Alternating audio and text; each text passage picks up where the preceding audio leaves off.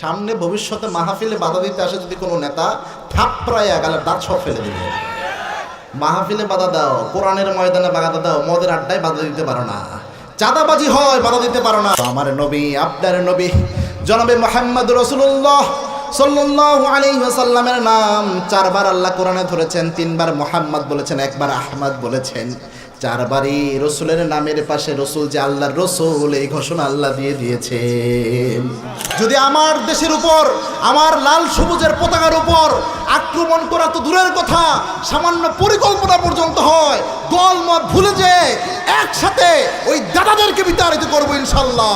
রাজি আছে মুসলমান? হাত তুলে লেখা দেখাও।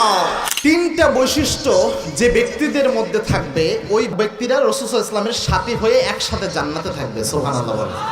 3টা বৈশিষ্ট্য যার মধ্যে থাকবে তাদের জন্য জান্নাত। এই সূরাটা আল্লাহ রাব্বুল আলামিন এই আয়াতটা নাজিল করেছেন। এই আয়াতের নাজিলের প্রেক্ষাপট কি? তাফসীর ইবনে কাসির আল্লামা ইমাদউদ্দিন ইবনে কাসির রাহিমাহুল্লাহ বলছেন, আল্লাহর হাবিব সাল্লাল্লাহু আলাইহি ওয়াসাল্লাম যখন মক্কা থেকে হিজরত করে মদিনায় গেলেন, মদিনায় প্রায় 6টা বছর হয়ে যায় আল্লাহর হাবিব সাল্লাল্লাহু আলাইহি ওয়াসাল্লাম মদিনায় অবস্থান করছেন, মদিনায় ইসলামী রাষ্ট্র কায়েম করেছেন, কিন্তু মক্কায় আল্লাহর হাবিব ঢুকতে পারেন না।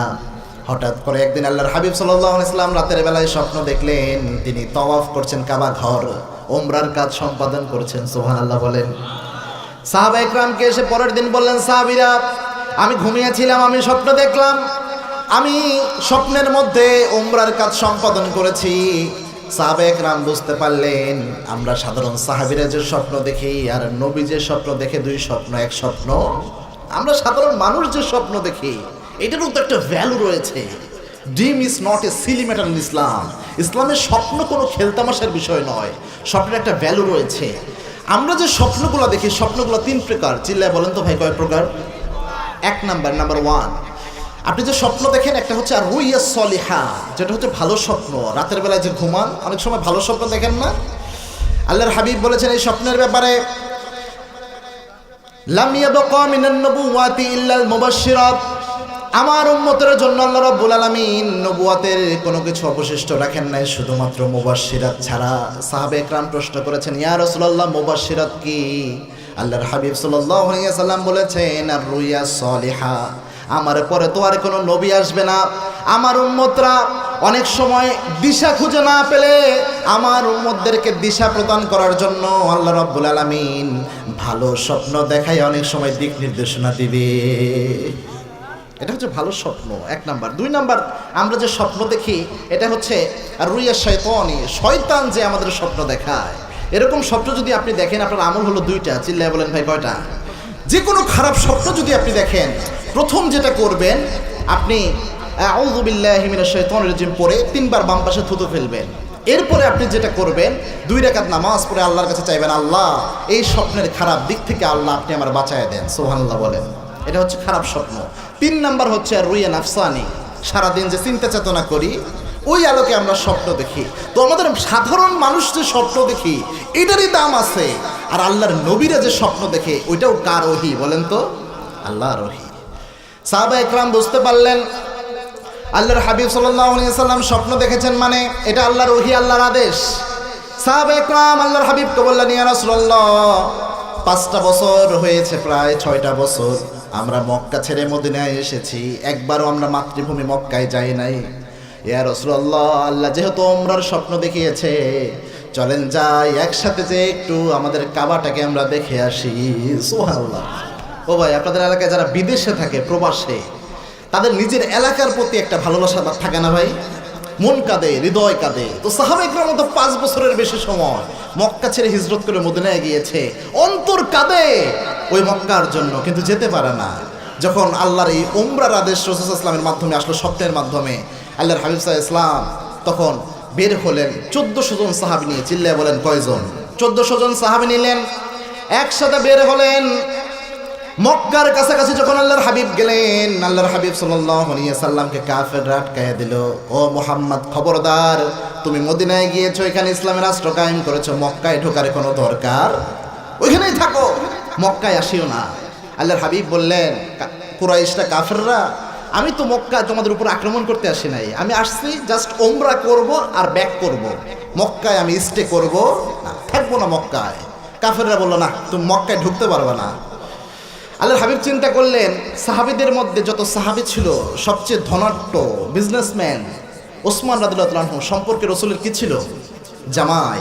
আল্লাহর হাবিব ওসমানকে বললেন, ওসমান তুমি তো মোটামুটি সব কুরাইশদের সাথে সবার সাথে মোটামুটি বিজনেস করছো, ব্যবসা করছো, তুমি একটু যাও, যে দেখো কোনো সমঝোতা করা যায় কিনা, একটু ওমরাটা করে যাই। ওসমান রাদিয়াল্লাহু আনহু তিনি গেলেন, কুরাইশদের যে বললেন আল্লাহর হাবিব মক্কা আক্রমণ করতে আসে নাই, আল্লাহর হাবিব এসেছেন ওমরা করবেন, ওমরা করে আবার আমরা চলে যাব, মক্কায় আমরা থাকবো না। কুরাইশরা কাফেররা যেটা করলো, ওসমান কাটকায় দিল। ওসমান রাদিয়াল্লাহু আনহুকে আটকাইয়া দিয়ে রসুলের কাছে সংবাদ পাঠাইলো ওসমান রাদিয়াল্লাহু আনহুকে হত্যা করে ফেলা হয়েছে। নাউজুবিল্লাহ বলেন। ওসমান রাদিয়াল্লাহু আনহু রসুলের জামাই, শ্রেষ্ঠ একজন সাহাবী, ওসমান রাদিয়াল্লাহু আনহুকে হত্যা করে ফেলেছে। দূত হত্যা করা, যে সংবাদ নিয়ে যায় তাকে হত্যা করা নিষিদ্ধ ছিল। আল্লাহর হাবিব যখন এই সংবাদ শুনলেন এত বেশি রাগান্বিত আল্লাহর হাবিব হলেন, ওই যে 1399 জন সাহাবী ছিল প্রত্যেককে হাতে হাত রাখিয়ে আল্লাহর হাবিব সাল্লাল্লাহু আলাইহি ওয়াসাল্লাম বায়াতবদ্ধ করালেন, আজকে হয় ওসমান হত্যার বিচার আমরা নিব, না হলে আজকে শহীদ হয়ে যাব, তবু আমরা আজকে মক্কা ছাড়বো না। সুবহানাল্লাহ বলেন। একজন সাহাবী তার জীবনের হত্যার প্রতিশোধের জন্য 1399 জন সাহাবী হাতে হাত রেখে বায়াতবদ্ধ হলেন।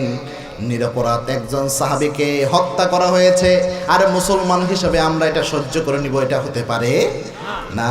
এইখান থেকে শিক্ষা হচ্ছে যে জালেম বিগত 16 বছর যত অপরাধ করেছে, এর মধ্যে সবচেয়ে জঘন্য অপরাধ আল্লামা দেলোয়ার হোসেন সাঈদী রাহিমাহুল্লাহ 50টি বছর যিনি গোটা বিশ্বে কোরআনের তাফসীর করেছেন, দলমত নির্বিশেষে যাকে সবাই ভালোবাসে, এখানে একজন সাহাবীর হত্যার প্রতিশোধ আল্লাহর হাবিব যদি বায়াতবদ্ধ হতে পারেন, আল্লামা সাঈদী রাহিমাহুল্লাহকে যারা 13 বছর বিনা অপরাধে জেলখানার অন্ধপ্রকোষ্ঠে রেখেছে, যাকে পরিকল্পিতভাবে ইনজেকশন পুশ করে জমিন থেকে বিদায় করা হয়েছে, আল্লামা সাঈদী রাহিমাহুল্লাহর হত্যার বিচারের জবাব এই দেশে দিতে হবে ইনশাআল্লাহ। ঠিক না মাঠে? 13 বছর বিনা অপরাধে একজন জগৎ বিখ্যাত আলেম, এরকম আলেম একটা দেশে 100 বছরে একবার আসে। ঠিক না বেটি? ওই গ্যাপ আর পূরণ হবে? যারা আল্লামা সাঈদীকে এভাবে মিথ্যা ট্রাইব্যুনাল বানিয়ে তাকে পরিকল্পিতভাবে হত্যা করেছে, অবশেষে ইনজেকশন পুশ করে জমিন থেকে বিদায় করেছে, তাদের বিচার এই জমিনে হবে ইনশাআল্লাহ। রাজি আছো মুসলমান? হাত তুলে লাগা দেখাও। তাকবীর, লিল্লাহি তাকবীর।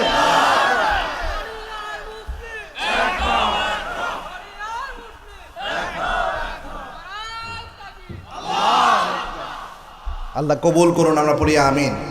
এটা আমাদের সব দল মত নির্বিশেষে সকলের চাওয়া। ঠিক না বেঠে? তো আল্লাহর হাবিব সাল্লাল্লাহু আলাইহি ওয়াসাল্লাম ওসমান রাদিয়াল্লাহু আনহু হত্যার কথা শুনে প্রচণ্ড বেগে রেগে গেলেন, রেগে বায়াতবদ্ধ হলেন। যখন কাফেররা বুঝতে পারছে যে মুহাম্মদ তো খবর করে ছাড়বে, তখন বলল যে না, আমরা ওসমানকে হত্যা করি নাই। তার পরবর্তীতে একটা সন্ধি হলো, হুদাইবিয়া সন্ধির যে ঘটনা, অনেক বড় ইতিহাস, শর্ট করে বললাম। এই আয়াত আল্লাহ কেন নাজিল করছে এটা বলার জন্য। তো সন্ধি যখন হলো, আপনারা যখন জমি কিনেন ভাই, পাবনার মানুষ জমি যখন কিনেন, তো জমি কিনলে দলিলে স্বাক্ষর করতে হয় না? তো যখন সন্ধি হয়েছে, স্বাক্ষর কাফেরদের জায়গায় কাফেররা স্বাক্ষর করলো, আর মুসলমানদের জায়গায় স্বাক্ষর করলেন জনাবে মুহাম্মদুর রাসূলুল্লাহ সাল্লাল্লাহু আলাইহি ওয়াসাল্লাম। তো রসুলের নামের সাথে ছিল মুহাম্মদুর রাসূলুল্লাহ, এই শব্দ ছিল। কাফেররা বলল আমরা সন্ধি মানলাম, চুক্তি মানলাম, কিন্তু মুহাম্মাদের নামের সাথে যে রাসূলুল্লাহ শব্দ লাগাইছো, এই শব্দটুকু কেটে দাও, না হলে আমরা এই চুক্তি মানি না। নাউজুবিল্লাহ বলেন। সাহাবা একরাম বললেন, ইয়া রাসূলুল্লাহ, এদের সাথে চুক্তি করে লাভ নাই, আপনি শুধু অনুমতি দেন ইয়া রাসূলুল্লাহ, আজকে জিহাদের ময়দানে প্রয়োজনে শহীদ হয়ে যাব, তবু আপনার নামের সাথে রাসূলুল্লাহ শব্দ কাটতে দিব না। সুবহানাল্লাহ বলেন। আল্লাহর হাবিব দেখলেন অবস্থা বেগতিক, শৃঙ্খলা আনয়ন প্রয়োজন, শান্তি আনানোর জন্য আল্লাহর হাবিব সাল্লাল্লাহু আলাইহি ওয়াসাল্লাম বললেন, সাহাবীরা, আমার নামের সাথে যে রাসূলুল্লাহ শব্দটা আছে, এটা তোমাদের কাটার কোনো প্রয়োজন নাই, আমার সামনে নিয়ে আসো। আল্লাহর হাবিবের সামনে যখন ওই চুক্তিনামাটা নিয়ে যাওয়া হলো, নিজ হাতে আল্লাহ রাব্বুল আলামিনের বিশ্বনবী সাল্লাল্লাহু আলাইহি ওয়াসাল্লাম নিজ হাতে তার নামের সাথে রসুল্লাহ যে শব্দ চয়নটা ছিল ওই শব্দটা রসুল নিজ হাতে কেটে দিলেন। আল্লাহ রব্বুল আলামিন আরশে আজিমে বসে দেখছেন। আল্লাহ বললেন, ও নবী, দুনিয়ার কাফেররা একটা চুক্তির জন্য আপনার নামের সাথে রসুল্লাহ শব্দ কেটে দিয়েছে গো নবী। শুধুমাত্র একটা চুক্তিপত্র থেকে আপনার নামের সাথে রসুল্লাহ কেটে দিতে পেরেছে। আমি কোরআনে আপনার নামের সাথে নিজের রিসালাতের ঘোষণা দান করে দিলাম। আল্লাহ আয়াত নাযিল করলেন, মুহাম্মাদুর রাসূলুল্লাহ ওয়াল্লাযীনা মাআহু আশিদ্দাউ আলাল কুফফারি রুহামাউ বাইনাহুম। পড়েন আল্লাহু আকবার। আল্লাহ ঘোষণা দিলেন, মুহাম্মাদুর রাসূলুল্লাহ, নিশ্চিতভাবে বিশ্বনবী মুহাম্মদ সাল্লাল্লাহু আলাইহি ওয়াসাল্লাম হলো আল্লাহর রাসূল। আল্লাহু আকবার। কোরআনে আল্লাহ যতজন নবীর নাম নিয়েছেন, ঈসা আলাইহিস সালামের নাম নিয়েছেন, আল্লাহ ইয়া ঈসা বলে ডাক দিয়েছেন। ইব্রাহিম আলাইহিস সালামকে আল্লাহ ইয়া ইব্রাহিম বলে ডাক দিয়েছেন। আদম আলাইহিস সালামকে আল্লাহ ইয়া আদম বলে ডাক দিয়েছেন। মূসা আলাইহিস সালামের নাম 400 বারের মতো নিয়েছেন, প্রত্যেকবার ইয়া মূসা বলে ডাক দিয়েছেন। কিন্তু আমার নবী, আপনার নবী জনাবে মুহাম্মদ রাসূলুল্লাহ সাল্লাল্লাহু আলাইহি ওয়াসাল্লামের নাম 4 বার আল্লাহ কোরআনে ধরেছেন। 3 বার মুহাম্মদ বলেছেন, 1 বার আহমদ বলেছেন। 4 বারই রসুলের নামের পাশে রসুল যে আল্লাহর রসুল, এই ঘোষণা আল্লাহ দিয়ে দিয়েছেন। কি সম্মান আল্লাহ দিলেন। আল্লাহ বললেন, মুহাম্মদ, তোমার নামের সাথে রসুল্লাহ কাফেররা একটা চুক্তিপত্র কেটে দিল, আর আমি আল্লাহ রাব্বুল আলামিন কোরআনে আয়াত নাযিল করলাম, মুহাম্মাদুর রাসূলুল্লাহ। সুবহানাল্লাহ বলেন। এই কথা বলেই আল্লাহ তিনটা বৈশিষ্ট্য মানলেই রসুলের সাথী হওয়া যায়, এই ঘোষণা দিলেন। আল্লাহ প্রথম বললেন, ওয়াল্লাযীনা মাআহু আশিদ্দাউ আলাল কুফফার। রসুলের সাথী যারা হবে তাদের 1 নাম্বার যে বৈশিষ্ট্য হবে, তারা কাফেরদের ব্যাপারে হবে বজ্র কঠিন। সুবহানাল্লাহ বলেন। কাফেরদের ব্যাপারে কি হবে? বজ্র কঠিন। কেমন বজ্র কঠিন? ওমর রাদিয়াল্লাহু আনহুর জীবনটা দেখেন। সাইয়েদনা ওমর রাদিয়াল্লাহু আনহু তিনি যখন প্রথম ইসলাম গ্রহণ করলেন, মনোযোগ আছে তো আপনাদের নাকি? একটু জোরে বলেন তো আল্লাহু আকবার। প্রথম ইসলাম গ্রহণ করলেন ওমর, করে আল্লাহর হাবিবের কাছে গেলেন, যে বলেন, ইয়া রাসূলুল্লাহ, আলাসনা আলাল হক, আমরা কি সত্যের উপর নাই? আল্লাহর হাবিব বলেন, হ্যাঁ বালা ইয়া ওমর, অবশ্যই। আল্লাহর হাবিব সাল্লাল্লাহু আলাইহি ওয়াসাল্লামকে আবার ওমর প্রশ্ন করে, ইয়া রাসূলুল্লাহ, আপনি কি সত্য নবী না? বলছে, হ্যাঁ আমি সত্য নবী। ওমর রাদিয়াল্লাহু আনহু বলছেন যে, ইয়া রাসূলুল্লাহ, আপনি সত্য, ইসলাম সত্য, তাহলে গোপনে গোপনে কালেমার দাওয়াত দিবেন কেন? সুবহানাল্লাহ বলেন। আচ্ছা ভাই বলেন তো, ওমর কি ঠান্ডা মানুষ নাকি গরম মানুষ? কেমন গরম ছিলেন, 1 হাত দিয়ে কাফের উঠাইয়া কপাল দিয়ে বাড়ি মারতে পারতেন। সুবহানাল্লাহ বলেন।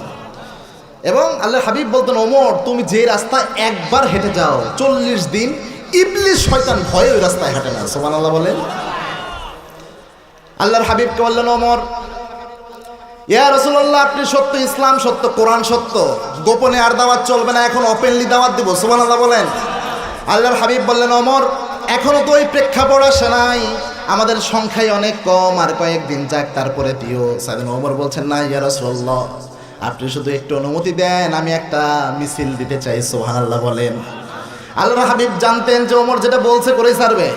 আল্লাহর হাবিব বললেন, ওমর যাও, অনুমতি দিলাম। মাত্র 11 জন সাহাবী নিলেন। কয়জন? 11 জন সাহাবী নিলেন। প্রথম কাতারে 5 জন, পিছনের কাতারে 6 জন। 11 জন নিয়ে মক্কার জমিনে প্রথম মিছিল বের করলেন। লিল্লাহে তাকবীর, লিল্লাহে তাকবীর, লিল্লাহে তাকবীর। এমন তাকবীর দিলেন, পুরা মক্কা কাঁপা শুরু হলো। আবু জেহেল, উতবা, শাইবা, মুগীরা সব বের হয়ে এসেছে। কার বাপের বেটার বুকের এত বড় পাটা, মক্কার জমিনে কালেমার মিছিল দেয়। বের হয়ে এসে দেখে সামনে যে ব্যক্তি দাঁড়ানো আর কেউ নয়, তার নাম হলো ওমর। সুবহানাল্লাহ।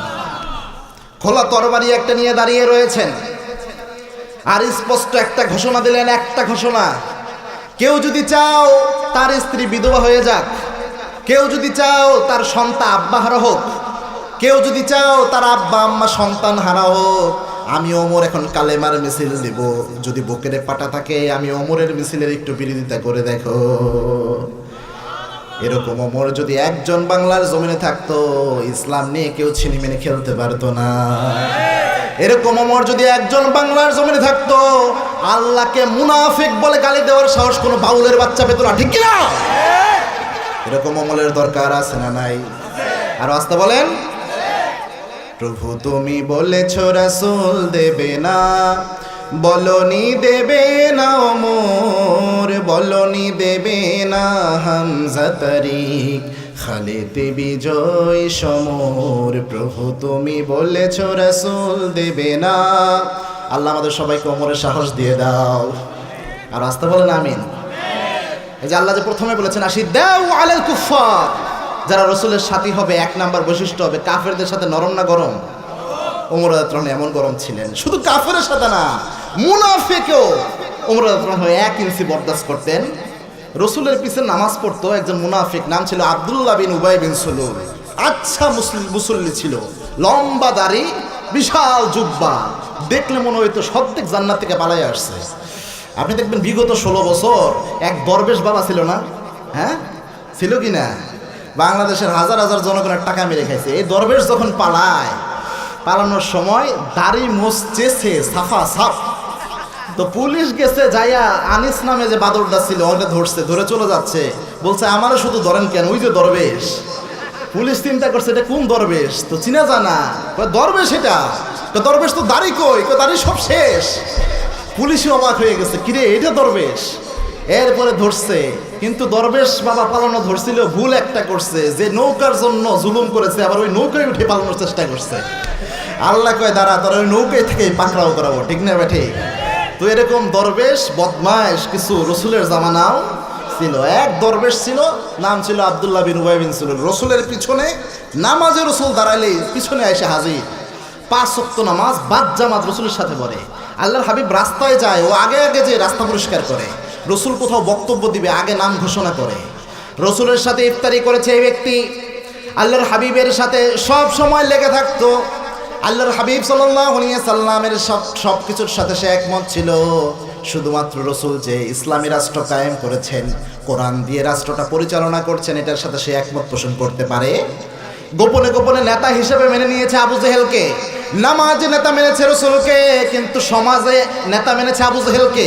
এরকম মুসল্লি আছে না নাই? আল্লাহর হাবিব সাল্লাল্লাহু আলাইহি সাল্লাম এই ব্যক্তি যখন মারা যায়, আল্লাহর হাবিব সাল্লাল্লাহু আলাইহি সাল্লাম এই ব্যক্তির জানাজা পড়ানোর জন্য ঘর থেকে বের হলেন।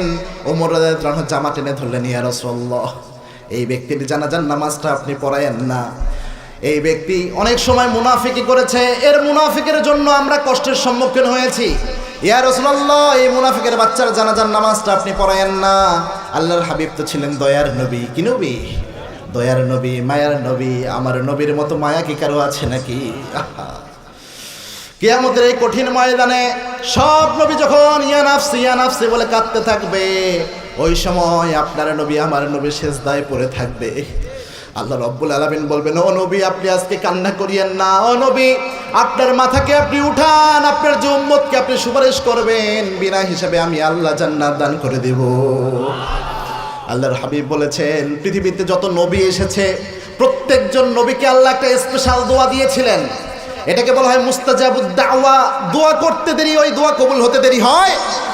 আল্লাহর হাবিব বলেছেন, প্রত্যেকজন নবী এই দুনিয়াতে কোনো না কোনো কাজে ওই দোয়াটা ব্যবহার করে ফেলেছে। আদম আলাইহিস সালাম ওই জান্নাতে গাছের কাছে যে এই দোয়া ব্যবহার করেছে, নূহ আলাইহিস সালাম ব্যবহার করেছে, ইউনূস আলাইহিস সালাম মাছের পেটে যে ব্যবহার করেছে। সব নবীকে আল্লাহ একটা দোয়া দিয়েছিলেন স্পেশাল ক্ষমতার, সব নবী ব্যবহার করেছে, কিন্তু আমি নবী মুহাম্মদ ওই দোয়াটা এখন পর্যন্ত ব্যবহার করি নাই।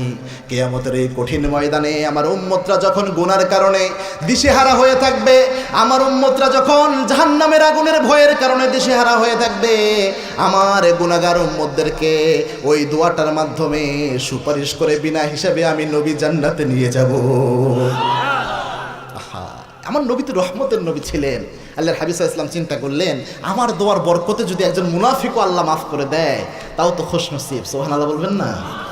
আল্লাহর হাবিব ওমর রাদিয়াল্লাহু আনহু বলেন, আখতারনি আল্লাহ, ওমর আমার আল্লাহ আমারে ইখতিয়ার দিয়েছে, এখনো তো নিষেধ করে নাই। আল্লাহর হাবিব সাল্লাল্লাহু আলাইহি ওয়াসাল্লাম তার জানাজা পড়াতে গেলেন, নিজের জুব্বা মোবারক দিলেন তার কাফনের জন্য, নিজের মুখে লালা দিলেন। এত লম্বা জানাজা আল্লাহর হাবিব পড়ালেন, সচরাচর এত লম্বা জানাজা আল্লাহর হাবিব কারো পড়ান নাই।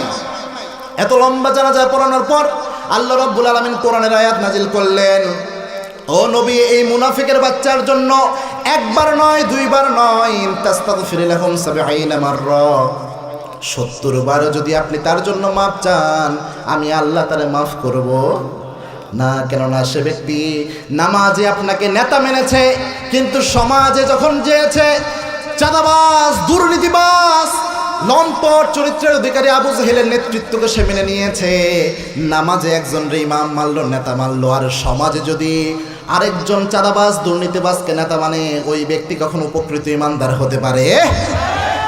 সরাসরি আয়াত নাজিল হলো, ও নবী, একবার নয়, দুইবার নয়, ৭০ বার দোয়া করলো আমি আল্লাহ মাফ করব। এরকম মুনাফিককে ওমর রাদিয়াল্লাহু আনহু ছাড় দেন নাই। এই কাফেরদের ব্যাপারে আশিদ্দাউ আলাল কুফার, কাফেরদের ব্যাপারে হতে হবে বজ্র কঠিন। সুবহানাল্লাহ বলেন। তবে আমার দেশে যারা হিন্দু ভাই রয়েছে, অমুসলিম ভাই, তাদের সাথে আমাদের কোনো দুশ্মনী, জোরে বলেন, দুশ্মনী নাই। ইসলামী রাষ্ট্র ব্যবস্থা যদি কোথাও কায়েম হয়, ওই দেশে সবচেয়ে নিরাপদে থাকে হচ্ছে অমুসলিম ভাইরা। সুবহানাল্লাহ বলেন। ওমর রাদিয়াল্লাহু আনহু খুব রাগী মানুষ ছিলেন না? তো ওমর রাদিয়াল্লাহু আনহুর জামানায় একবার তিনি যখন পুরা অর্ধ পৃথিবীর শাসক, তার জামানায় একবার এক মূর্তি পূজক ওমর রাদিয়াল্লাহু আনহুর কাছে আসলেন, এসে বললেন, খলিফা, আপনি তো আমাদের রাষ্ট্রের প্রেসিডেন্ট, আপনার দায়িত্ব ছিল, আমরা যেহেতু কর দেই, রাষ্ট্রকে ট্যাক্স দেই, আপনার দায়িত্ব ছিল আমার ধর্মীয় স্বাধীনতা নিশ্চিত করা। তো আপনি এই দায়িত্ব পালনে ব্যর্থ। সাইয়েদনা ওমর রাদিয়াল্লাহু আনহুর হাত পা কাঁপা শুরু করলো। বললেন, ভাই কিভাবে ব্যর্থ একটু বুঝায় বলেন। ওই মূর্তি পূজক বলছে, আমি মূর্তির পূজা করি, আমার ঘরে একটা মূর্তি আছে, আমাদের ইবাদতখানার মধ্যে মূর্তি আছে, আমার মূর্তিটার প্রত্যেকটা অঙ্গ প্রত্যঙ্গ ঠিক আছে, কিন্তু আমার মূর্তির নাকটা যেন কে ভেঙে নিয়ে চলে গেছে। ওমর রাদিয়াল্লাহু আনহু বললেন, আপনার কাকে সন্দেহ হয়? ওই মূর্তি পূজক বলছে, মুসলমানদেরকে আমার সন্দেহ হয়, মুসলমানদের সন্দেহ হয়। সাইয়েদনা ওমর রাদিয়াল্লাহু আনহু বললেন, আপনি একটু খুঁজেন, আমিও খোঁজ লাগাচ্ছি। গোয়েন্দা সংস্থার লোক দিয়ে সাইয়েদনা ওমর রাদিয়াল্লাহু আনহু খোঁজ লাগালেন, পুরা খুঁজে একদিক সেদিক করে ফেললেন, কিন্তু কোনো কুলকিনারা খুঁজে পেলেন না। ওই মূর্তি পূজক আবার আসছে, এসে বলছে, ওমর আমি তো খুঁজে পেলাম না। সাইয়েদনা ওমর বলছে, আমিও তো খুঁজে পেলাম না। এবার সাইয়েদনা ওমর রাদিয়াল্লাহু আনহু বললেন, ভাই, আপনার মূর্তির যেই জায়গায় নাকের যে অংশটুকু ভেঙে ফেলা হয়েছে, আমি ওমর যেহেতু রাষ্ট্রের প্রেসিডেন্ট, আমার দায়িত্ব ছিল আপনার ধর্মীয় স্বাধীনতা নিশ্চিত করা, আমার নাকটা কেটে ওই জায়গায় বসায় দেন। সুবহানাল্লাহ বলেন। মূর্তি পূজক অবাক হয়ে গেছে। ওমর রাদিয়াল্লাহু আনহু বলছে, হ্যাঁ, এটা আমার দায়িত্ব ছিল। এই ঘটনা থেকে বোঝা যায়, ইসলাম নিয়ে যদি কেউ ক্ষমতায় আসে, তার দ্বারা অমুসলিমরা এক বিন্দু পরিমাণ নির্যাতিত হবে। আল্লাহর হাবিব মদিনা রাষ্ট্র কায়েম করেছেন, ওই সময় অমুসলিমরা যে পরিমাণ নিরাপত্তা লাভ করেছে, অন্য কোনো সময় এই পরিমাণ নিরাপত্তা লাভ করতে পারে? আপনাদের এলাকায় একজন লোক ছিলেন, নাম কি বলেন তো? শহীদ মতিউর রহমান নিজামী সাহেব। তার যে ক্ষমতা ছিল, তার এখানে কি সামান্য দুর্নীতি বের করা গিয়েছে? আবার প্রেসিডেন্ট জিয়াউর রহমান সাহেব, বিএনপির যে ভাইরা রয়েছেন, জিয়াউর রহমান সাহেব, তিনি যখন ক্ষমতা ছেড়ে দেয়, তার ঘর থেকে ভাঙ্গা একটা বিটকেস পাওয়া গিয়েছে। ঠিক না ঠিক? এটা প্রমাণ করে 1 পয়সা দুর্নীতি তার জীবনে সে করে। যারা জনগণের জন্য খেদমত করে, দুর্নীতি করে না, এদের সম্মান বাড়ায় দেন কে? আর আসতে বলেন, আল্লাহ বাড়ায় দেয়। এজন্যে বাংলাদেশের মানুষ আর কিছু চায় না। বাংলাদেশ মানুষ শুধু চায় দুর্নীতি মুক্ত একটা সমাজ, শুধু মানুষকে উপহার দেয়। ঠিক না ঠিক? কিন্তু আমাদের দেশে যেটা হয়, নেতারা, কিছু কিছু নেতা এমন আছে, দুর্নীতি করে, দুর্নীতির মহা উৎসব বসায়, রাস্তার ইট বালু সিমেন্ট সব খায়, খাইতে খাইতে পায়খানার স্ল্যাব পর্যন্ত খায়। আছে না নাই? এমন কত নেতা আছে, নির্বাচনের আগে দেখবেন জীবনে কোনদিন মসজিদের দিকে যায় না, পশ্চিম দিকে আসার খায় না। নির্বাচন চলে আসলে নেতা সাহেব টুপি মাথা থেকে খোলে না, সাদা ধবধবা পাঞ্জাবি, একই অক্তের নামাজ 2 মসজিদে পড়ে আর বোঝায় আমি নামাজি। আছে না নাই? সালাম দেয়, আসসালামু আলাইকুম, আসসালামু আলাইকুম দিতে দিতে কলা গাছে সালাম দেয়। আছে না নাই? ভোটের আগে নেতা বলে আমি দেশের ভক্ত, নির্বাচনে জয়লাভ করলে পাল্টে নেতার চরিত্র। ঠিক না ঠিক? ভোটের আগে বিশাল সুফি সাধক, একবার যদি নির্বাচন হয়ে যায়, জনগণের আর কোনো খোঁজ খবর বিগত সময় এমন নেতা আমরা দেখেছি, আর এমন নেতা আমরা দেখতে চাই। আমরা চাই যারাই ক্ষমতায় আসুক, যেই দলই ক্ষমতায় আসুক, তারা কোরআন দিয়ে ইসলাম অনুযায়ী ইনসাফ ভিত্তিক দেশটাকে চালাক, ঠিক না ঠিক? আল্লাহ কবুল করুন, আমরা পড়ি আমিন। বিগত 16 বছর বাংলাদেশ থেকে 28 লক্ষ কোটি টাকা বাহিরে পাচার করা হয়েছে, নাউজুবিল্লাহ বলেন। 28 লক্ষ কোটি টাকা, চিন্তা করতে পেরেছেন? Can you imagine that? এটা একটা দেশের পুরো বাজেটের প্রায় কাছাকাছি। কত মারাত্মক অবস্থা। এজন্যে আমরা চাই সামনে আর দুর্নীতি না।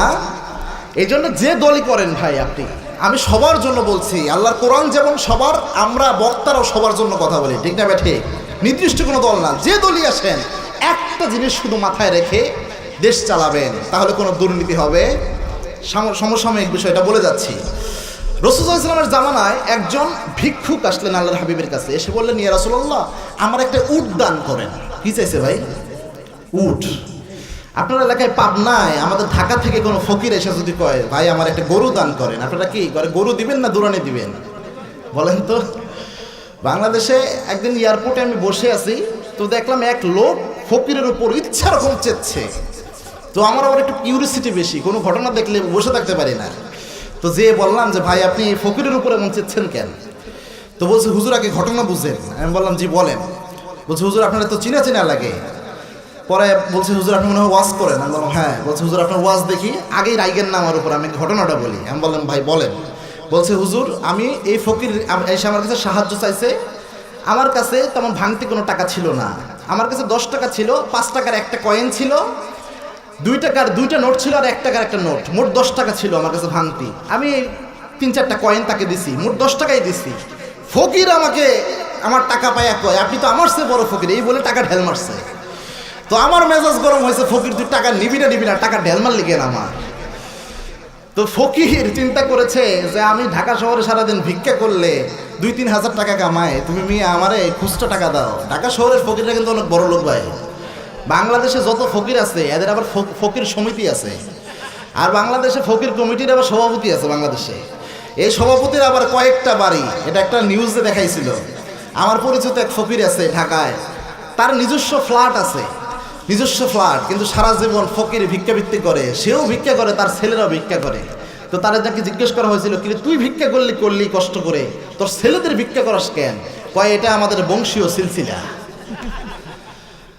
তো রাসূল সাল্লাল্লাহু আলাইহি ওয়াসাল্লামের জামানায় এক ফকির রাসূলের কাছে আসলেন, এসে বললেন, ইয়া রাসূলুল্লাহ আমার একটা উট দান করেন। কি দান করেন?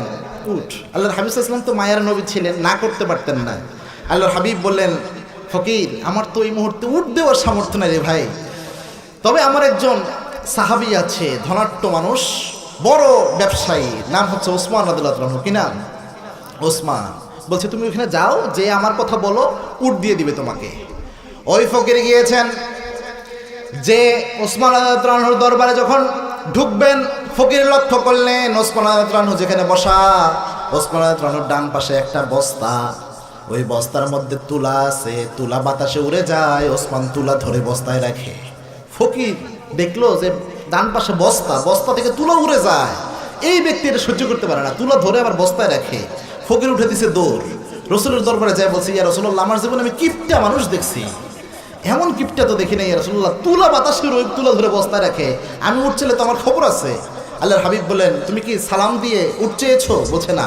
বলছে, আবার যাও। ওই ফকির আবার গেলেন, যে দেখে পাশে আরেক বস্তা, ওই বস্তার মধ্যে চাউল রাখা। পিঁপড়া এসে চাউল নিয়ে যায়, ওই ফকির পিঁপড়ার মুখ থেকে চাউল নিয়ে আবার বস্তায় রাখে। ওই ওসমান রাদিয়াল্লাহু আনহু পিঁপড়ার মুখ থেকে চাউল নিয়ে আবার বস্তায় রাখে। ফকির যখন এই দৃশ্য দেখছে যে এমন মানুষের কাছে উট চাইতে আসছি, যে মানুষ পিঁপড়ার মুখ থেকে চাউল নিয়ে বস্তায় রাখে, এবার আরো জোরে দৌড় দিছে, যে বলছি, ইয়া রাসূলুল্লাহ মাপ চাও, দোয়াও চাই, আমার জীবনে আমি টিপন দেখছি ইয়া রাসূলুল্লাহ, এমন হার কিপটা আমি কখনো দেখি নাই। একটা ছোট্ট প্রাণী পিঁপড়া একটা দানা খাবে, এটা যে ব্যক্তি সহ্য করে না, তার কাছে যায় যদি আমি উট চাই, পাশেই দেখছি তরবারি, কোপ মেরে তো আমার গলায় আলাদা করে ফেলবে। আল্লাহর হাবিব বলেন, উট চেয়েছো? বলছে না। বলছে, যাও, আবার যাও। ওই ফকির এবার গেলেন, যে চুপ করে দাঁড়ায় আছে, কিচ্ছু বলে না। ওসমান রাদিয়াল্লাহু আনহু বললেন, ভাই বুঝলাম না, আপনি বারবার আসছেন আবার চলে যাচ্ছেন, কি চান আপনি বলেন। ওই ফকিরে বলছে, ওসমান আল্লাহর হাবিব আমাকে পাঠিয়েছেন, আল্লাহর হাবিব বলেছেন আপনি যেন আমার একটা উট দান করেন। ওই ফকির এই কথা যখন বললেন, আল্লাহর হাবিব সাল্লাল্লাহু আলাইহি ওয়াসাল্লামের শ্রেষ্ঠ সাহাবী ওসমান রাদিয়াল্লাহু আনহু তিনি বললেন, ওই যে আমার উটের বিশাল একটা আস্তাবল আছে, ওইখান থেকে আপনার যেই উটটা পছন্দ হয় ওইটাই আপনি নিয়ে যান। এই ফকির যখন উটের আস্তাবলে গেল, যে প্রথম উটটা ধরে টান দিয়েছে, উটের একটা বৈশিষ্ট্য হলো প্রথম উট যেই দিকে যায় পিছনের উটগুলোও সেই দিকে, সব উট পিছনে পিছনে চলা শুরু করেছে।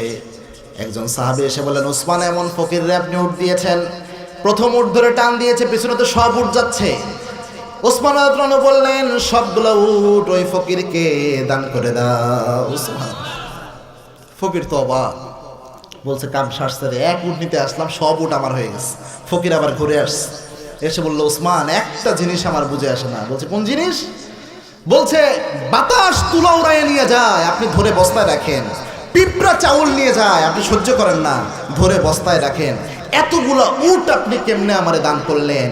সাইয়েদনা ওসমান রাদিয়াল্লাহু আনহু বললেন, ওই যে তুলা দেখেছো, ওই তুলা হচ্ছে জনগণের তুলা, ওই যে চাউল দেখেছো, ওই চাউল হচ্ছে জনগণের চাউল। আমি ওসমান এটার দায়িত্বশীল, আমি নেতা, আমি নেতার সামনে জনগণের একটা চাউল যদি নষ্ট হয় আমার ভয় হয় কিয়ামতের দিনে এই এক চাউলের জন্য আল্লাহ আমাকে কিয়ামতের দিনে আসামি বানায় কিনা, এই ভয়ে আমি ওগুলোকে রক্ষা করেছি। আর যে উটগুলো দেখছো ওগুলো আমার নিজস্ব উট, সবগুলো উট আল্লাহর সন্তুষ্টির জন্য আমি দান করে দিয়েছি। এরকম সেন্স যদি কারো থাকে, তার দ্বারা কি কোনো দুর্নীতি করা সম্ভব? আল্লাহ বলেছেন, ইয়াউমা নাদউ কুল্লু উনাসিম বিইমামিহিম, কিয়ামতের এই কঠিন ময়দানে আল্লাহ রাব্বুল আলামিন প্রত্যেকটা নেতাকে ডাক দিবেন, ইন্ডিভিজুয়ালি ফারদান বিফারদিন, একা একা দাঁড় করাবেন। নেতা সাহেব আসবে, ওরে বাপ রে বাপ, বিশাল ভুঁড়ি একটা নিয়ে আসবে, দুনিয়ায় যা হারাম খাইছে সব নিয়ে উঠবে।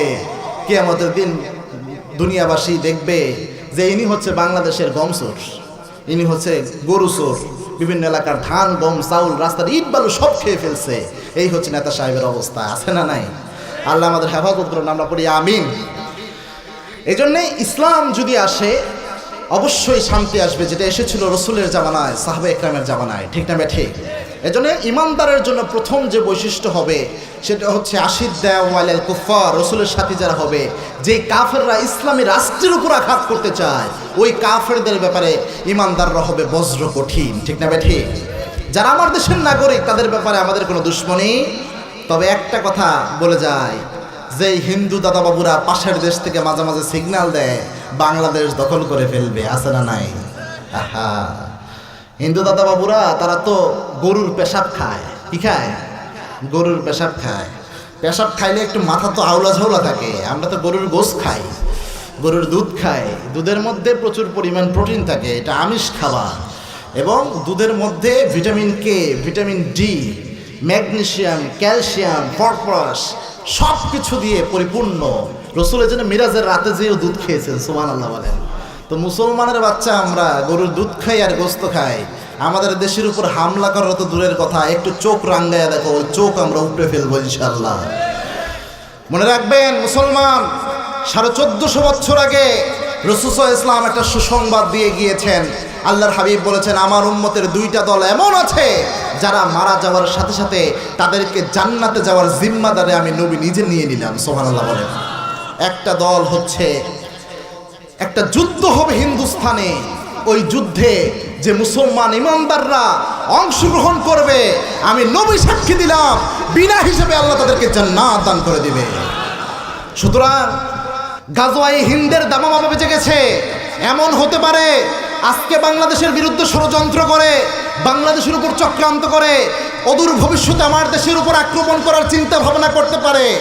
এখানে যারা রয়েছেন এক একজন এক এক রাজনৈতিক দল করতে পারেন, কিন্তু দেশের স্বার্থে আমরা সবাই এক, ঠিক না ঠিক? যদি আমার দেশের উপর, আমার লাল সবুজের পতাকার উপর আক্রমণ করা তো দূরের কথা, সামান্য পরিকল্পনা পর্যন্ত হয়, দল মত ভুলে যেয়ে একসাথে ওই দাদাদেরকে বিতাড়িত করবো ইনশাল্লাহ। রাজি আছে মুসলমান? হাত তোলার লেখা দেখাও। আল্লাহু আকবার।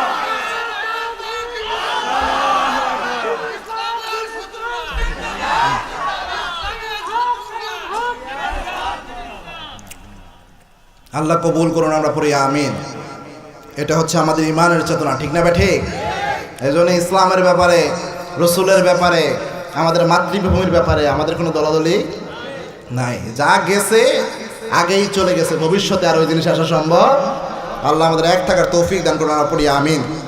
এই যে রাশিদ্দা ওয়ালাল কুফার, কোন কাফের যদি আমার ভূখণ্ডে আঘাত আনতে চায় তাদেরকে 1 ইঞ্চি ছাড় দিয়ে আমরা কথা বলবো না। রসুল এটা ছিলেন। রসুলের সাহাবা একরামের মধ্যে যদি আপনি দেখেন, পুরুষ সাহাবীরা শুধুমাত্র কাফেরদের ব্যাপারে কঠিন ছিলেন ব্যাপারটি এমন নয়। পুরুষ সাহাবীদের শুধুমাত্র জিহাদের জজবা ছিল ব্যাপারটি এমন নয়।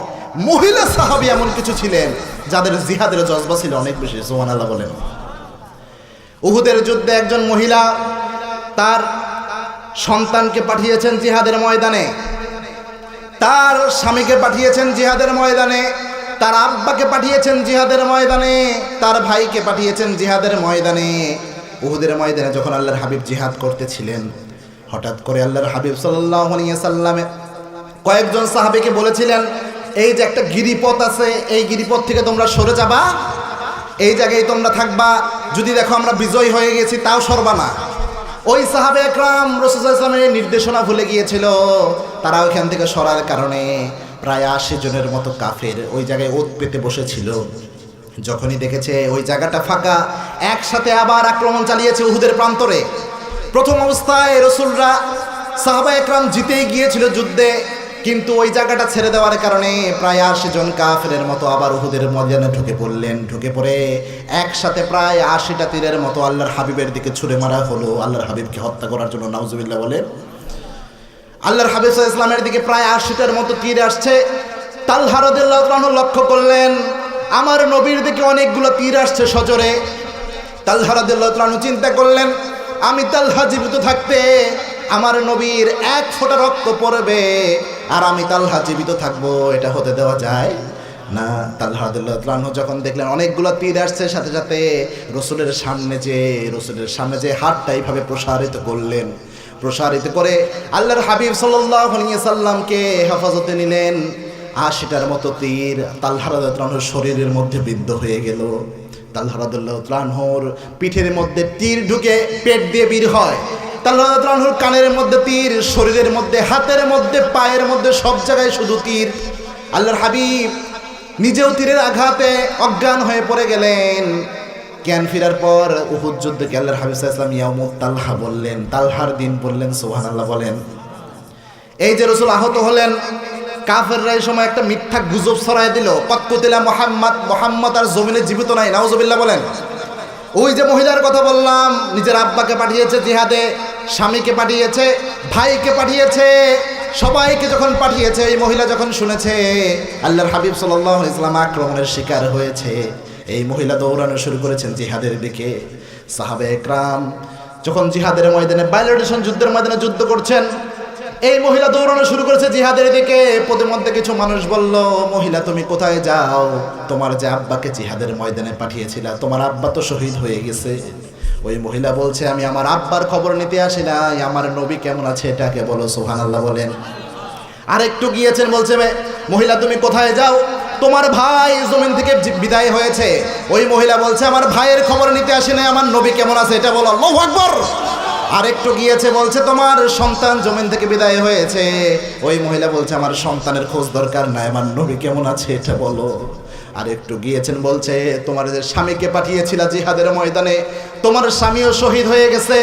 ওই মহিলা বলছে, আমি আমার স্বামীর খবর নিতে আসি নাই, আমার নবী কেমন আছে এটা আগে তোমরা বলো। তিনি নিজে জিহাদের ময়দানে উপস্থিত হয়ে গেলেন। সাহাবে একরাম বললেন, আল্লাহর হাবিব সাল্লাল্লাহু আলাইহি ওয়াসাল্লাম আহত হয়েছিলেন, এখন তিনি সুস্থ আছেন। ওই মহিলা আল্লাহর দরবারে হাত তুলে বললেন, আল্লাহ, আমি আমার স্বামীকে হারিয়েছি, আফসোস নাই, আমার আব্বাকে হারিয়েছি, আফসোস নাই, আমার ভাইকে হারিয়েছি, আফসোস নাই, আমার সন্তানকে হারিয়েছি, আফসোস নাই, আমার নবী জীবিত আছে, আমার সারা দুনিয়া আছে। কি জিহাদি স্পিরিট ছিল, কি কাফেরদের ব্যাপারে শক্ত অবস্থান ছিল। আল্লাহর হাবিব সাল্লাল্লাহু আলাইহি ওয়াসাল্লামের ব্যাপারে বলেন, আল্লাহ, আমার নবী জীবিত আছে, কাফেরের বাচ্চারা আমার স্বামীকে নিয়েছে, আমার পুরো পরিবারকে শেষ করে দিয়েছে, আমার এতে কোনো আফসোস নাই। জিহাদের ময়দানে, রণাঙ্গনে আমার পরিবার শহীদ হয়েছে, এটা আমার গর্বের বিষয়। আমার নবী জীবিত আছে, আমার গোটা দুনিয়া আছে। আরেকজন মহিলা, রাসূল যখন এক যুদ্ধের ময়দানে বের হবে, এক মহিলা যে আল্লাহর হাবিবের কাছে কোলে একটা সন্তান দিচ্ছে, ছোট্ট বাচ্চা, কথা বলতে পারে না, মায়ের বুকের দুধই এখনো ছাড়া নাই। রসুলের কোলে তুলে দিলেন, দিয়ে বললেন ইয়া রাসূলুল্লাহ, জিহাদের ময়দানে আমার ছোট্ট বাচ্চাকে নিয়ে যান।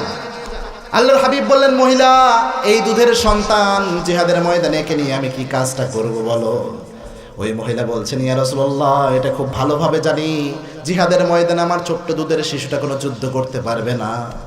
তবে জিহাদের ময়দানে আপনি যখন যুদ্ধ করবেন, বাইলোডেশন যুদ্ধের ময়দানে আপনার উপর যখন আক্রমণ নেমে আসবে, আপনার উপর কাফের যখন আঘাত করবে তরবারে দিয়ে, আমার এই ছোট্ট বাচ্চাটাকে ঢাল হিসাবে আপনার সামনে আপনি রাখবেন। কাফের তরবারির আঘাত এসে আমার সন্তানের শরীরে লাগবে, আপনার শরীর বেঁচে যাবে। কাফেররা যখন আপনার দিকে তীর ছুঁড়ে মারবে, আমার দুধের সন্তানটাকে আপনার সামনে আপনি ঢাল হিসেবে ধরবেন। কাফের তরবারির আঘাত, কাফের তীরের আঘাত আমার সন্তানের শরীরের মধ্যে বিদ্ধ হবে। কিয়ামতের দিন আমি আল্লাহর দরবারে এই বলে গর্ববোধ করব, আমি একজন ছোট্ট শিশু শহীদের মা। সুবহানাল্লাহ। আহা, এই দেখেন আল্লাহ যে বলেছেন, আশিদ্দাউ আলাল কুফফার, কোন কাফের যদি ইসলামে ভূখণ্ড আক্রমণ করতে চায়, কোন কাফের যদি ইসলামকে নিভিয়ে দিতে চায়, তাদের ব্যাপারে ইমানদাররা হবে সবচেয়ে বজ্র কঠিন। আল্লাহু আকবার। এই মহিলা সাহাবীরা, আল্লাহ এমন ইমান আমাদের দান করেন, আমরা পড়ি আমিন। এজন্য একটা জিনিস আজকে শিক্ষা নিয়ে যান, মাহফিল সফল, আল্লাহর কাছে একটা দোয়া করবেন, আল্লাহ যতদিন বেঁচে থাকি যেমনি চলি, আল্লাহ মৃত্যুটা যখন দিবেন ইমানের মৃত্যু দান করিয়েন, পড়েন আমিন। আরেকটা দোয়া করবেন আল্লাহর কাছে, সব নবীদের সুন্নাহ ছিল এবং সাহাবা একরাম এই দোয়া করতেন। দোয়াটা করবেন, আল্লাহ আমার যেহেতু মৃত্যু হবেই, আল্লাহ আপনি আমার একটা শহীদি মৃত্যু দান করে দিয়েন। সুবহানাল্লাহ। আল্লাহর হাবিব বলেছেন, কেউ যদি শাহাদাতের ইচ্ছা, শহীদ হওয়ার ইচ্ছা অন্তরে রাখে, ওই ব্যক্তি যদি ঘরের মধ্যে জ্বরে পড়েও মারা যায়, আল্লাহ তাকে শহীদ হিসেবে কবুল করে নেয়। এজন্য আল্লাহ আমাদের শাহাদাতের মৃত্যু দান করুন, আমরা পড়ি আমিন। আর আসতে বলেন আমিন। মরতেই হবে যখন শহীদি মরণ দিও আমাকে, পড়েন, মরতেই হবে যখন শহীদি মরণ দিও আমাকে, শাহাদাতে জানি শুধুই জীবন, সে জীবন দিও আমাকে, মরতেই হবে যখন শহীদি মরণ দিও আমাকে, পড়েন আমিন। রোগে শোকে মরণ দিও না আমায়, বিপদে মুসিবতে নিও না আমায়, এমন মরণ দিও চোখ বুঝলেই যেন দেখি তোমাকে, মরতেই হবে যখন শহীদি মরণ দিও আমাকে, পড়েন আমিন। আল্লাহ আমাদের শহীদ হিসেবে কবুল করুন, পড়ুন আমিন। এই জন্য এক নাম্বার হচ্ছে আশিদ্দাউ আলাল কুফফার। দুই নম্বরে আল্লাহ রাব্বুল আলামিন বলছেন, রুহামাউ বাইনাহুম, রাসূলের সাথে যারা হবে, দুই নাম্বার বৈশিষ্ট্য হবে তারা একজন ইমানদার আরেকজন ইমানদারের ব্যাপারে হবে রহম দিন। সুবহানাল্লাহ বলেন। আল্লাহর হাবিব বলতেন, তুমি ততক্ষণ ইমানদার হতে পারবে না যতক্ষণ তুমি নিজের জন্য যা পছন্দ করো আরেক ইমানদার ভাইয়ের জন্য তা পছন্দ না করবা। সুবহানাল্লাহ বলেন। যত মানুষের জন্য এই দুনিয়ায় আপনি রহম দিল হবেন, তার মধ্যে এক নম্বরে হচ্ছে আপনার আব্বা এবং আপনার আম্মা। আব্বা এবং আম্মা, এর চেয়ে বড় নেয়ামত হয় না। যারা যুবক ভাই আছেন, যারা চাকরি পাচ্ছেন না, জীবনে বরকত পাচ্ছেন না, আর কি করেন আর না করেন প্রিয় ভাই, আপনার আব্বা আম্মার দোয়া নেন, গোটা দুনিয়াকে আল্লাহ আপনার কদমে এনে দিবে। ঠিক না? ঠিক। আব্বা আম্মার চেয়ে বড় নেয়ামত হয় না। এই পৃথিবীতে যারা ব্যবসার দিক থেকে, in terms of financial capability, অর্থনৈতিক দিক থেকে যারা সফল হয়েছে, ইন টার্মস অফ পলিটিক্যাল পাওয়ার, রাজনৈতিক ক্ষমতায় যারা সফল হয়েছে, in terms of name and ফেম, খ্যাতি যশের দিক থেকে যারা এই পৃথিবীতে সফল হয়েছে, প্রত্যেকটা ব্যক্তিকে আপনি জিজ্ঞেস করেন, দেখবেন তাদের এই সফলতার পিছনে অবদান হচ্ছে তার আব্বার দোয়া এবং আম্মার দোয়া। সুবহানাল্লাহ বলেন। আল্লাহর হাবিব বলতেন, আব্বা আম্মা এদের ব্যাপারে আল্লাহর হাবিব বলতেন, হুমা নারুকা হুমা জান্নাতুকা, আব্বা আম্মার সাথে যদি কেউ ভালো ব্যবহার করে ওই ব্যক্তির জন্য হলো জান্নাত, আব্বা আম্মার সাথে যদি কেউ খারাপ আচরণ করে ওই ব্যক্তির জন্য হলো জাহান্নাম। এক সাহাবী আল্লাহর হাবিবের কাছে এসে বলেন, ইয়া রাসূলুল্লাহ, মা হুয়া হাক্কু বিহুসনিস সাহাবাতি, এই দুনিয়ায় যত মানুষ রয়েছে সবচেয়ে ভালো আচরণ কার সাথে করব? আল্লাহর হাবিব বলেন, উম্মুক, তোমার মায়ের সাথে। কার সাথে? আরো আসতে বলেন, বিরক্ত হচ্ছেন আপনারা? আর অল্প সময়, একটু জোরে বলেন তো আল্লাহু আকবার, আরো জোরে আল্লাহু আকবার। মায়ের সাথে আবার এসে বললেন ইয়া রাসূলুল্লাহ, এরপর কার সাথে? বলছে উম্মুক তোমার মায়ের সাথে। 3 নাম্বার কার সাথে? উম্মুক তোমার মায়ের সাথে। 3বার মায়ের কথা বলে, চতুর্থবার আল্লাহর হাবিব সাল্লাল্লাহু আলাইহি ওয়াসাল্লাম বাবার কথা বলেন। সুবহানাল্লাহ বলেন। আবার এক সাহাবী ইয়ামেন থেকে তার মাকে নিজের পিঠে নিয়েছে, পিঠে নিয়ে মক্কা এসেছে। হজের সমস্ত কাজ সম্পাদন করার পর আল্লাহর হাবিবের কাছে গেলেন, যে বলছেন ইয়া রাসূলুল্লাহ, আমার মা হাঁটতে চলতে পারে না, কিন্তু আমার মায়ের বড় আশা ছিল তিনি হজ করবেন। ইয়া রাসূলুল্লাহ, আমার মাকে আমি পিঠে উঠিয়ে হেঁটে হেঁটে মক্কা এসেছি। মক্কা এসে হজের সমস্ত কাজ সম্পাদন করে আমি আপনার দরবারে এসেছি। ইয়া রাসূলুল্লাহ, আমার মায়ের কোনো হক আমি আদায় করতে পেরেছি কিনা? আল্লাহর হাবিব বললেন, তোমার মা তোমাকে যে 10 মাস 10 দিন পেটে ধরেছে আর 2 বছর দুধ পান করিয়েছে, 2 বছর দুধ পানের 1 ফোঁটা দুধের হকও তুমি আদায় করতে পারো নাই। আল্লাহর হাবিব নিজে মাকে খেদমত করতেন, মায়ের সম্মান করতেন। একদিন এইভাবে কোরআন হাদিসের কথা বলছিলেন আল্লাহর হাবিব, সাহাবা একরাম সামনে বসা। আল্লাহর হাবিব হঠাৎ কোরআন হাদিসের কথা ছেড়ে উঠে গেলেন। সাহাবা একরাম লক্ষ্য করলেন, শুকনা শরীরের একজন মহিলা মসজিদে নববীর দিকে আসছে। আল্লাহর হাবিব এটা দেখে উঠে গেলেন, যে ওই মহিলাকে রিসিভ করলেন, নিজের চাদর মোবারক বিছায়া দিলেন। ওই মহিলা চাদরের উপর বসলো। দীর্ঘক্ষণ কথা হলো। ওই মহিলা যখন চলে যায়, আল্লাহর হাবিব সাল্লাল্লাহু আলাইহি সাল্লাম দরজা পর্যন্ত আগায়া দিলেন। ওই মহিলা যত দূর পর্যন্ত তাকে দেখা যায়, আল্লাহর হাবিব এক নজরে শুধু তাকায়া থাকলেন। সাহাবা একরাম অবাক হয়ে রয়েছেন। আসার পর বলছেন, ইয়া রাসূলুল্লাহ, এই মহিলা কোন মহিলা, যেই মহিলার জন্য আপনি হাদিসের কথা ছেড়ে উঠে যান? এই মহিলা কোন মহিলা, যেই মহিলার জন্য আপনি তাকে দরজা পর্যন্ত আগায়া দেন? এই মহিলা কোন মহিলা, যার জন্য নিজের চাদর মোবারক আপনি বিছিয়ে দেন? আল্লাহর হাবিব সাল্লাল্লাহু আলাইহি ওয়াসাল্লাম বলেন, ও সাহাবীরা, জন্মের আগে আমি আমার আব্বাকে হারিয়েছি। 6 বছর বয়সে আমি আমার মাকে হারিয়েছি, যেই দুধমা হালিমাতুস সাদিয়া কোলে কাকে করে আমাকে বড় করেছে। সেই মা আমারে দেখতে এসেছে, সন্তান হিসাবে একটু মাকে আমি খেদমত করেছি। লাউকাতে জিলদাক, শরীরের চামড়া কেটে আব্বার জন্য আম্মার জন্য যদি পা পোষ বানায় দেওয়া যায়, তবুও তাদের হক আদায় করা সম্ভব? সম্ভব?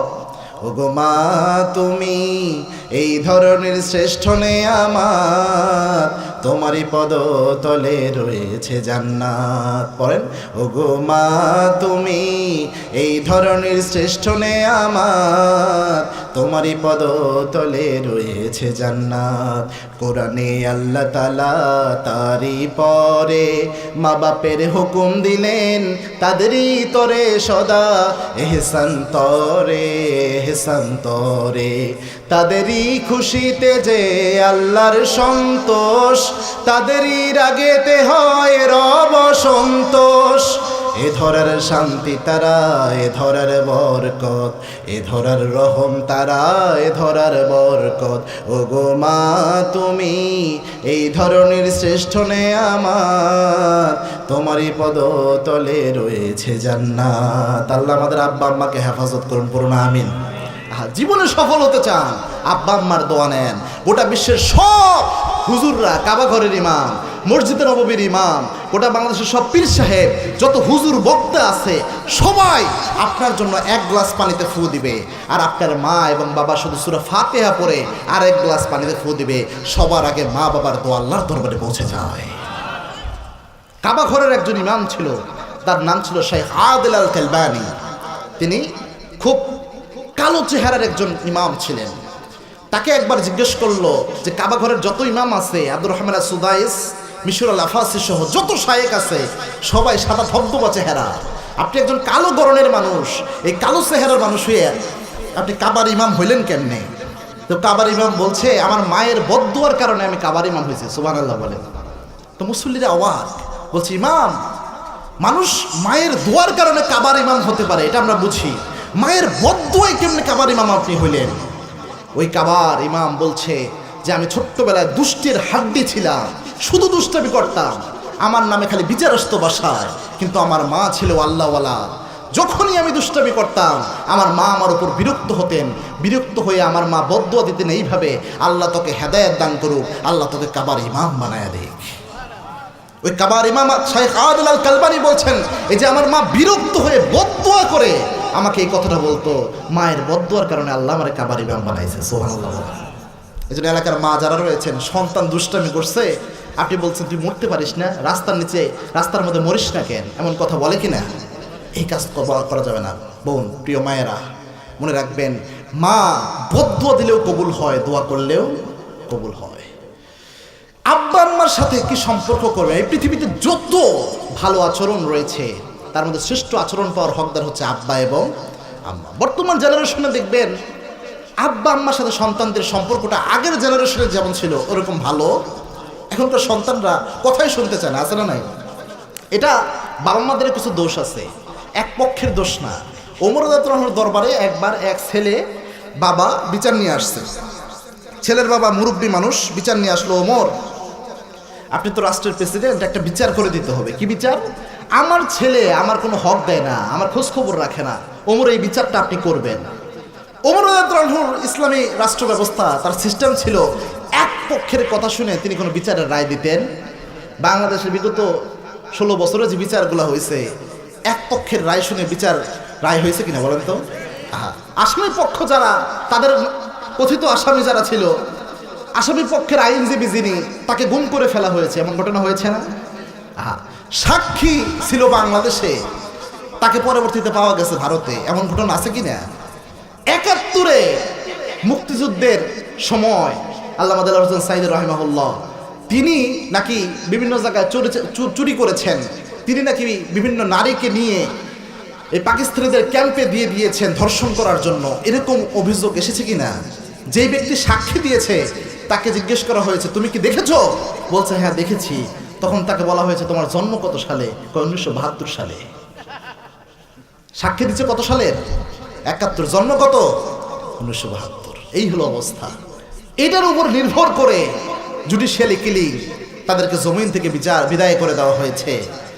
মনে রাখবেন, দুনিয়ার বিচারের শেষ বিচার নয়।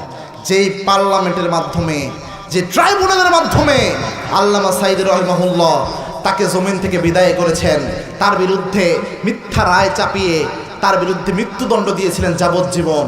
আল্লামা সাঈদী রাহিমাহুল্লাহর বিরুদ্ধে যখন রায় দেওয়া হয়, তার এই রায়কে ঠেকানোর জন্য 150 মুসলমান যাদের অন্তরে ঈমান আছে, তারা আল্লাহর জমিনে রক্ত দিয়েছে।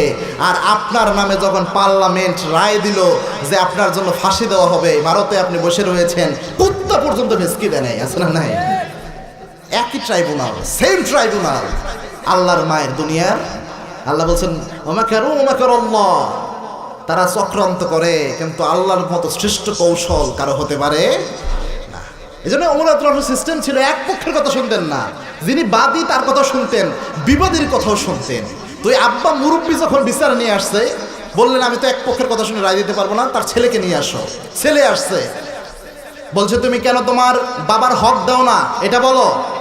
সন্তান হিসেবে তো তোমার দায়িত্ব তোমার আব্বার হক দেওয়া। ওই ছেলে বলছে ওমর আপনি আগে এটা বলেন, একজন বাবার কি কি দায়িত্ব ছেলের উপর? ওমর রাদিয়াল্লাহু আনহু বললেন, একজন আব্বার দায়িত্ব হলো 3টা, প্রধানত কয়টা? জোরে বলেন। 3টা। 1 নম্বর হচ্ছে সন্তান যেন ভালো একটা মা পায়, এজন্য বিয়ে করার সময় ভালো মায়ের ব্যবস্থা করতে হবে। 2 নম্বর হচ্ছে সন্তানকে কোরআন শিক্ষা দিতে হবে। আর 3 নম্বর হচ্ছে সন্তানের, প্রথমে তো সন্তানের একটা সুন্দর নাম রাখতে হবে। ওমর রাদিয়াল্লাহু আনহুকে যুবক বলছে আমার আব্বা আমার একটা দায়িত্ব পালন করে নাই। বলছে এটা কেমন কথা? বলছে আমার আব্বা আমার মা হিসেবে যাকে বেছে নিয়েছিল তিনি ছিল একজন নর্তকী, তিনি নেচে গিয়ে বেড়াতো, তার কাছে আমি জীবনে কিছু শিখতে পারি নাই, আদব লেহাজ। আর আমার আব্বার যে দায়িত্ব ছিল আমার একটা সুন্দর নাম রাখার জন্য, আমার আব্বা আমার নাম রাখছে খনফাসা, মানে হলো চামচিকা। কি নাম রাখছে? চামচিকার আপনার এলাকায় কি বলে ভাই? ওই রাতের বেলা যখন ঘুমান দেখবেন আপনার বাসায় হাড়ি পাতিলের মধ্যে মুখ দেয় ইঁদুরের মতো, ওটা কি নাম? সিকা। আর ওই দিন চট্টগ্রামে বললাম ভাই এটাকে কি বলেন? সিয়া। হ্যাঁ সিয়া। এক দেশের গালি আরেক দেশের বলি। এই পাবনার এক ভাই, তিনি গেছে নোয়াখালীতে। তো নোয়াখালীতে যে বলতেছে ভাই আমার পানি দেন। তো পানি কিতে আবার? তো পানি না তো, তাই হানি দে। পানিটা বানাইছে কি? হানি। এরপরে গেছে যে দেখে পান খাবে, তো পান চাইতেছে, বলছে পান না তো ভাই, এটা হচ্ছে হাম। এটা কি পান রে? কয় হাম। তো এবার চিন্তা করছে একটু বাজার করি। বাজারের যাইয়া দেখছে পেঁপে সামনে রাখা। তো বলছে ভাই আমার 1 কেজি হেহে দেন। বলছে হেহেটা আবার কি? কয় ভাই হেহে দেন 1 কেজি, আপনার আছে তো দোকানে। নোয়াখালীলা বলতেছে যে ভাই তোর কাছে মাফও চাই, দোয়াও চাই। আমি সবজি বেচতেছি, আমার আব্বাও সবজি বেচছে, পূর্বপুরুষের সবজির ব্যবসায় আমরা করি। আমার বাপ জন্মে কোনোদিন হেহে বুঝি না যে হেহে আবার কোন সবজি। বলছে ভাই আপনার এলাকায় আসলাম, পানের এখন হানি, পান রেকন হান, তো পেঁপেরে তো হেহেই কইবেন। না আমরা পেঁপেরে বলে পাপিয়া। কি বলি? পাপিয়া। জাতের মাতাল তালে ঠিক। তো এক দেশের গালি আরেক দেশের হয়ে যায় বুলি। তো ওই ছেলে বলছে আমার আব্বা আমার নাম রাখছে খনফসা, মানে হচ্ছে চামচিকা, এই নাম রাখছে। নাম তো রাখা দরকার হচ্ছে আইয়ুহসুন হুসনা, আইয়ুহসুন ইসমা, একটা সুন্দর নাম রাখতে হবে। আমার আব্বা আমার নাম রাখছে চামচিকা। 3 নাম্বার দায়িত্ব, কোরআন হাদিস শিখাইতে হবে, জিন্দিগিতে শিখায় নাই। ওমর রাদিয়াল্লাহু আনহু বললেন তুমি বাপ হিসেবে তোমার ছেলের কোনো দায়িত্ব পালন করো নাই, এখন তোমার ছেলেও তোমার কোনো দায়িত্ব পালন করছে না, এটার কোনো বিচারই হবে না। সুবহানাল্লাহ বলেন। এজন্য আপনার ছেলে শুধু আপনার খেদমত করবে, আপনি বাপ হিসেবে কোনো খেদমতের আঞ্জাম দিবেন না, এটা কোশ্চিনকালেও হতে পারে। আপনারও দায়িত্ব পালন করতে হবে। এজন্যে তবুও সন্তান যারা রয়েছেন প্রিয় ভাই, আপনার আব্বা যদি দায়িত্ব কমও পালন করে, না বুঝে, আপনি সন্তান হিসেবে তাও দায়িত্ব পালন করেন। মনে রাখবেন বাবা মার খেদমত করলে আল্লাহ কপাল খুলে দেয়, তাকদীর পরিবর্তন করে দেয়, রিজিকে আল্লাহ বরকত দিয়ে ভরপুর করে দেয়। পৃথিবীতে যারাই করেছে, এই যে আমাকে দেখছেন, আমার সবটাই আমার মায়ের দোয়া, বাবার দোয়ার ফসল, আর কিচ্ছু না। আমার মতো বহু ছেলেরা অনার্স মাস্টার্স করা রয়েছে, আমার মতো বহু ছেলেরা কামিল শেষ করেছে, কিন্তু কোরআনের কথা তারা বলে বেড়াতে পারছে না। প্রতিদিন প্রায় 200 থেকে 250-এর উপর ফোন আসে, গোটা ওয়ার্ল্ড ওয়াইড আলোচনাগুলো পৌঁছে যায়, গোটা বিশ্ব থেকে মানুষ মহাব্বত করে। কোনো কারণ নাই, একমাত্র কারণ আমার আব্বার দোয়া এবং আম্মার দোয়া, আর কোনো কারণ নাই। এই যে রাতের বেলায় এসেছি, আসার সময় খোঁজ নাই বাবা তুমি কোথায়, আজকে অমুক জায়গায়। এরপরে দেখবেন 2 রাকাত নামাজ আমার মা পড়ে, নামাজ পড়ে আমার মা আল্লাহর কাছে দোয়া করে, আল্লাহ আমার সন্তানটা রাস্তায় আছে, তুমি তারে হেফাজত করো। আবার যখন বাসায় পৌঁছায়, মা রাত হয়ে যায়, ঠিকই খোঁজ নাই। অনেক সময় আমার বিবির কাছে খোঁজ নাই, ও পৌঁছাইছে কিনা, বলে হ্যাঁ পৌঁছাইছে। এরপরে আবার 2 রাকাত নামাজ পড়ে, আল্লাহ তোমার শুকরিয়া, সুন্দরভাবে আমার ছেলেটারে বাসায় পৌঁছাইছো। অনেক সময় একটু যখন সময় পাই বাসায় ঢুকেই যখন একটু রেস্ট করে আবার বের হয়ে আসি, কিছু আদা আমার মা কেটে নিয়ে আসে, কিছু লং নিয়ে আসে, নিয়ে এসে আমারে বলে আব্বা এই জায়গায় আমি সূরা ফাতিহা পড়ে ফু দিয়েছি, ওয়াজে ওঠার আগে এইগুলা খেয়ে পরে ওয়াজ করা শুরু করিও। কোথায় পাবেন এটা? এই দুনিয়ার সব মানুষ আপনাকে স্বার্থের জন্য ভালোবাসে, কিন্তু আপনার আব্বা এবং আম্মা নিঃস্বার্থভাবে আপনাকে ভালোবাসে। আপনি আজকে আব্বাকে হারান, আম্মাকে হারান, দেখবেন এই পৃথিবীটা কত কঠিন। আব্বা রাগ করে কষ্ট লাগে, মনে রাখবেন বাবার রাগ সূর্যের আলোর মতো। সূর্যের আলো শরীরে লাগলে যেমন তাপ লাগে, তবুও এখানে ভিটামিন ডি থাকে, তেমনি আব্বার রাগ আপনার জীবনে সফল হওয়ার জন্য যথেষ্ট হয়ে যায়। ঠিক না ভাই? ঠিক। এই জন্য আব্বা আম্মার দোয়া নেন, এই নিয়ামত পাবেন না ভাই। গোটা দুনিয়ার সব পীর সাহেবরে জীবনের সব সম্পদ দিয়ে যতটুকু না আল্লাহকে খুশি করতে পারবেন, আপনার মাকে শুধু একটা জামা কিনে দেন, দেখবেন এর চেয়ে আপনার মা বেশি খুশি হয়ে গেছে। ঠিক না ভাই? ঠিক। এই জন্য রহমতের আচরণ সবচেয়ে বেশি আব্বা আম্মার সাথে। 2 নাম্বার, রহমতের আচরণ করতে হবে আপনার স্ত্রীর সাথে। কার সাথে? এখন আর কথা হয় না। কার সাথে? আরো আসতে বলেন, আরো আসতে বলেন। বউয়ের সাথে। কার সাথে? বউয়ের সাথে কি রাগারাগি, সারাদিন বাহিরে যত রাগ করছেন, কাজ কাম করে মেজাজ গরম, ঘরে যাইয়া বউরে পিটাইয়া একদম সোজা করতে হবে। এটাই তো রাসূল বলছে না? এক মহিলা একবার এক হুজুরের কাছে গেছে, মা বোনদের জন্য প্রথমে ওয়াজ করে আপনার জন্য করতেছি, আমার মা বোনরা স্বামীর সাথে কি করবে এটাকে শুনেন। এক মহিলা এক হুজুরের কাছে গেছে, যাই বলছে হুজুর আমার একটা তাবিজ দেন। কি দেন? তাবিজ দেন। কিসের তাবিজ? বলছে আমার স্বামী খালি আমার সাথে ঝগড়া করে, কোনোভাবেই বনিবনা হয় না, সপ্তাহে 7 দিনের মধ্যে 5 দিন ঝগড়া লাগে, ঘরে কোনো শান্তি নাই, হুজুর একটা তাবিজ দেন। হুজুর বললেন যে তাবিজ না অত ঠিক না, যে মান তাআল্লাকা তামিমাতান ফাকাদ আশরাক, যে তাবিজ ঝুলায় সে শিরক করে। তুমি আল্লাহর কাছে দোয়া করো, আল্লাহর উপর ভরসা করো, তাবিজ ঝুলায়ও না। ওই মহিলা বলতেছে না হুজুর আপনার দিতেই হবে। হুজুর বুঝলেন এই মহিলার তাবিজ আমি না দিলেও আরেক ভণ্ড কবিরাজের কাছে যাইয়া ঠিকই তাবিজ নিবে। তো হুজুর বললেন ঠিক আছে আমি এক তাবিজ দেবো, তবে শর্ত হলো এই তাবিজ শরীরে বাঁধা যাবে না। বলছে তাহলে কি করবো? বলে ঘরে ঢুকে তোমার স্বামী যখন ঝগড়া শুরু করবে ওই মুহূর্তে তাবিজটা বের করবা, বের করে তোমার জিব্বাটা উঠাবা, উঠাইয়া জিব্বার নিচে তাবিজটা রেখে আস্তে করে জিব্বাটা লাগাইয়ে রাখবা, মুখটা বন্ধ করে রাখবা। মহিলা বলছে ঠিক আছে হুজুর, পাইছি তাবিজ। তো মহিলা গেছে বাসায়, স্বামী বাহির থেকে রাগারাগি মোটামুটি মেজাজ গরম, চাকরি টাকরি করে পেরেশানি। এরপরে বাসায় এসছে, অফিসের চাপটাপ সামলায় বাসায় এসে বা খেতে কাজ করে বাসায় আসছে, এসে আইসা এক ভুল দেখছে, ভুল দেখে বউরে ইচ্ছা রকম ছাড়তেছে। মহিলা সাথে সাথে তাবিজ নিয়ে জিব্বার নিচে দিয়ে চুপ করে আছে। স্বামী চিন্তা করে কিরে কি বোবা হয়ে গেল নাকি? তো বলছে যা, কতক্ষণ চিল্লানোর পরে স্বামী বাদ দিছে। দ্বিতীয় দিন ওই মহিলা আবার ঘরের মধ্যে আছে, স্বামী আবার বাহিরে কাজ কাম শেষ করে এসে মেজাজ খারাপ, স্বামী এসে আরেকটা ভুল পাইছে, ভুল পাই আবার চিল্লানো শুরু করছে। মহিলা আবার তাবিজ নিয়ে জিব্বার নিচে দিয়ে চুপ করে বসে আছে। স্বামী একটু অবাক হলো, কিরে আমার বউ কি ভালো হয়ে যেতেছে নাকি? তৃতীয় দিন স্বামী আবার আসছে ঝগড়া করার জন্য, ঝগড়া করতে আসছে, স্ত্রী ওই দিনও তাবিজ মুখের মধ্যে দিয়ে চুপ করে বসে আছে। স্বামী চিন্তা করছে আজকে ঝগড়া করেই ছাড়বো, জোর করে উপসে পড়ে মহিলার বাপের বাড়ি নিয়ে গালাগালি শুরু করছে। ও ভাই, আপনার বউরে আপনি যাই বলেন, তার বাপের বাড়ি নিয়ে যদি একটা খোঁটা দেন মহিলা সব সহ্য করবে, এটা সহ্য করতে পারে না। বাপের বাড়ি নিয়ে কথা বললে দেখবেন একদম 14 গোষ্ঠী উদ্ধার করে ফেলবে, আছে না নাই? চিন্তা করে আমি সব ফালাইয়ে, আমার বাপ মা সব ফালাইয়ে তোমার কাছে আসছি, আমার বাপ মারেই ধরো। তো বাপ মারা নিয়ে যখন গালাগালি শুরু করছে, মহিলা চিন্তা করছে এখন আরো বড় পরীক্ষা। জিব্বার নিচে তাবিজ দিয়ে চুপ করে বসে আছে। ওই বেটা গেছে অবাক হইয়া। চতুর্থ দিন যখন আবার আসছে, দেখে অমন চুপ করে আছে বউ। পুরুষটা ওই ভাই এসে তার বউয়ের হাত ধরছে, বলছে বিবি আমি তোমার সাথে প্রায় সময় ঝগড়াঝাটি করি, তুমি মনে হয় মনের মধ্যে এমনই কষ্ট পাইছো যে আমার সাথে কথা বলাই বন্ধ করে দিছো। কিয়ামতের দিন তোমার এই কারণে আল্লাহ আমার জাহান্নামী বানায় কিনা আমি জানি না, বিবি আমি তোমার উপর অনেক জুলুম করছি, তুমি আমারে মাফ করে দিও। ওই মহিলা কয় এই তো তাবিজ কাজ করছে।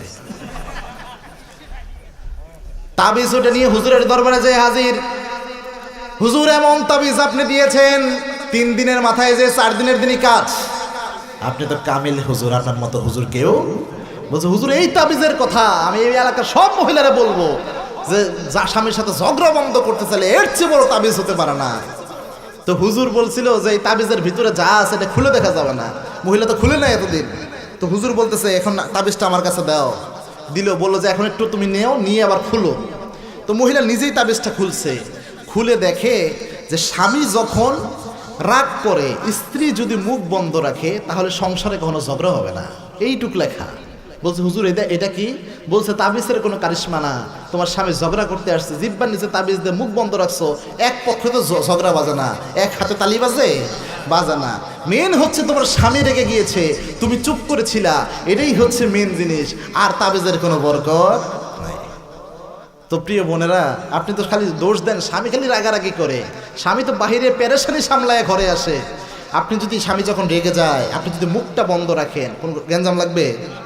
জোরে বলেন আহা। কিন্তু এটা করে না। আপনি বলবেন একটা, মেয়েরা বলবে কয়টা? 3টা। আল্লাহর হাবিব সাল্লাল্লাহু আলাইহি ওয়াসাল্লাম জানিয়েছেন কিয়ামতের এই কঠিন ময়দানে কিছু মহিলাদেরকে সবচেয়ে বেশি জাহান্নামী বানানো হবে। রাসূল মিরাজের রাত থেকে ঘুরে আসলেন, এসে বললেন জাহান্নামকে যখন আমি প্রদর্শন করলাম আমি দেখতে পেলাম জাহান্নামে পুরুষের চেয়ে নারীর সংখ্যা বেশি। কারণ তাদের অপরাধ হলো 2টা। চিল্লায় বলেন তো ভাই কয়টা? 1 নম্বর অপরাধটাই হলো মহিলাদের যে আনতাকফুরুনাল আশিরা, মহিলারা বেশি বেশি স্বামীর নাশকরি করে। কেমনে নাশকরি করে? ঝগড়া লাগলেই বলে কলাত মা রাইতা মিনকা খৈরুন কত্তু, আমি মহিলা দেখে তোমার ঘর করতেছি, অন্য কোনো মহিলা হলে তোমার ঘরই করতো না। এরকম কথা তো এই পাবনার কোনো মহিলা বলে না। হ্যাঁ বলে? ভাই কালকে কিন্তু ভাত বন্ধ হয়ে যাবে মিথ্যা কথা বললে। পাবনা বলে না, গোটা বাংলাদেশেই বলে, গোটা বাংলাদেশেই বলে। চিন্তা করছে আল্লাহর হাবিব বলেছেন, এই কথাটাই বলেছেন যে মহিলারা নাশকরি করে আনতাকফুরুনাল আশিরা, কেমনে করে আরেক হাদিস আল্লাহর হাবিব বলেছেন যে কলাত মারো এটা মিনকা খৈরুন কাত্তু, আমি নারী দেখে তোমার ঘর করি, অন্য কোনো মহিলা হলে তোমার ঘরই করতো না। এরকম কথা যে বলে আল্লাহর হাবিব বলেছেন এই কথার জন্য, এই নাফরমানির জন্য ওই মহিলাদেরকে আল্লাহ কিয়ামতের দিন জাহান্নামী বানিয়ে দিবেন। নাউজুবিল্লাহ বলেন। আবার পুরুষদের ব্যাপারেও ছাড় নাই। আল্লাহর হাবিব সাল্লাল্লাহু আলাইহি সাল্লাম সবচেয়ে রহমতের আচরণ করতেন স্ত্রীর সাথে। রাসূল সাল্লাল্লাহু আলাইহি ওয়াসাল্লাম স্ত্রীদের সাথে খাবার খেতেন। মা আয়েশা বলছেন আমি আর আল্লাহর হাবিব একসাথে খেতে বসতাম, গ্লাসের যেই জায়গায় মুখ লাগিয়ে আমি পানি খেতাম ওই জায়গায় মুখ লাগিয়ে রাসূল পানি খেতেন। আমি হাড্ডি চুষে রাখতাম, ওই হাড্ডি চুষে খেতেন মুহাম্মদ সাল্লাল্লাহু। আবার রাসূলের একজন স্ত্রী তিনি ঘোড়ার পিঠে উঠা পছন্দ করতেন। আল্লাহর হাবিব সাল্লাল্লাহু আলাইহি ওয়াসাল্লাম একদিন বললেন ও স্ত্রী চলো তোমাকে ঘোড়ার পিঠে উঠাবো। একটা ঘোড়া নিয়ে আসলেন আল্লাহর হাবিব, এনে ওই ঘোড়ার কাছে যে আল্লাহর হাবিব নিজের পা মুবারক বিছাইয়া দিলেন। পা মুবারক এইভাবে হাঁটু গেড়ে আল্লাহর হাবিব এইভাবে হাতটা রাখলেন, রেখে বললেন আমার হাতের মধ্যে পাড়া দিয়ে তুমি ঘোড়ার পিঠে ওঠো। রাসূলের স্ত্রী একটা আপত্তি করলেন, রাহমাতুল লিল আলামিনের হাতের মধ্যে পাড়া দিয়ে আমি ঘোড়ার পিঠে উঠবো।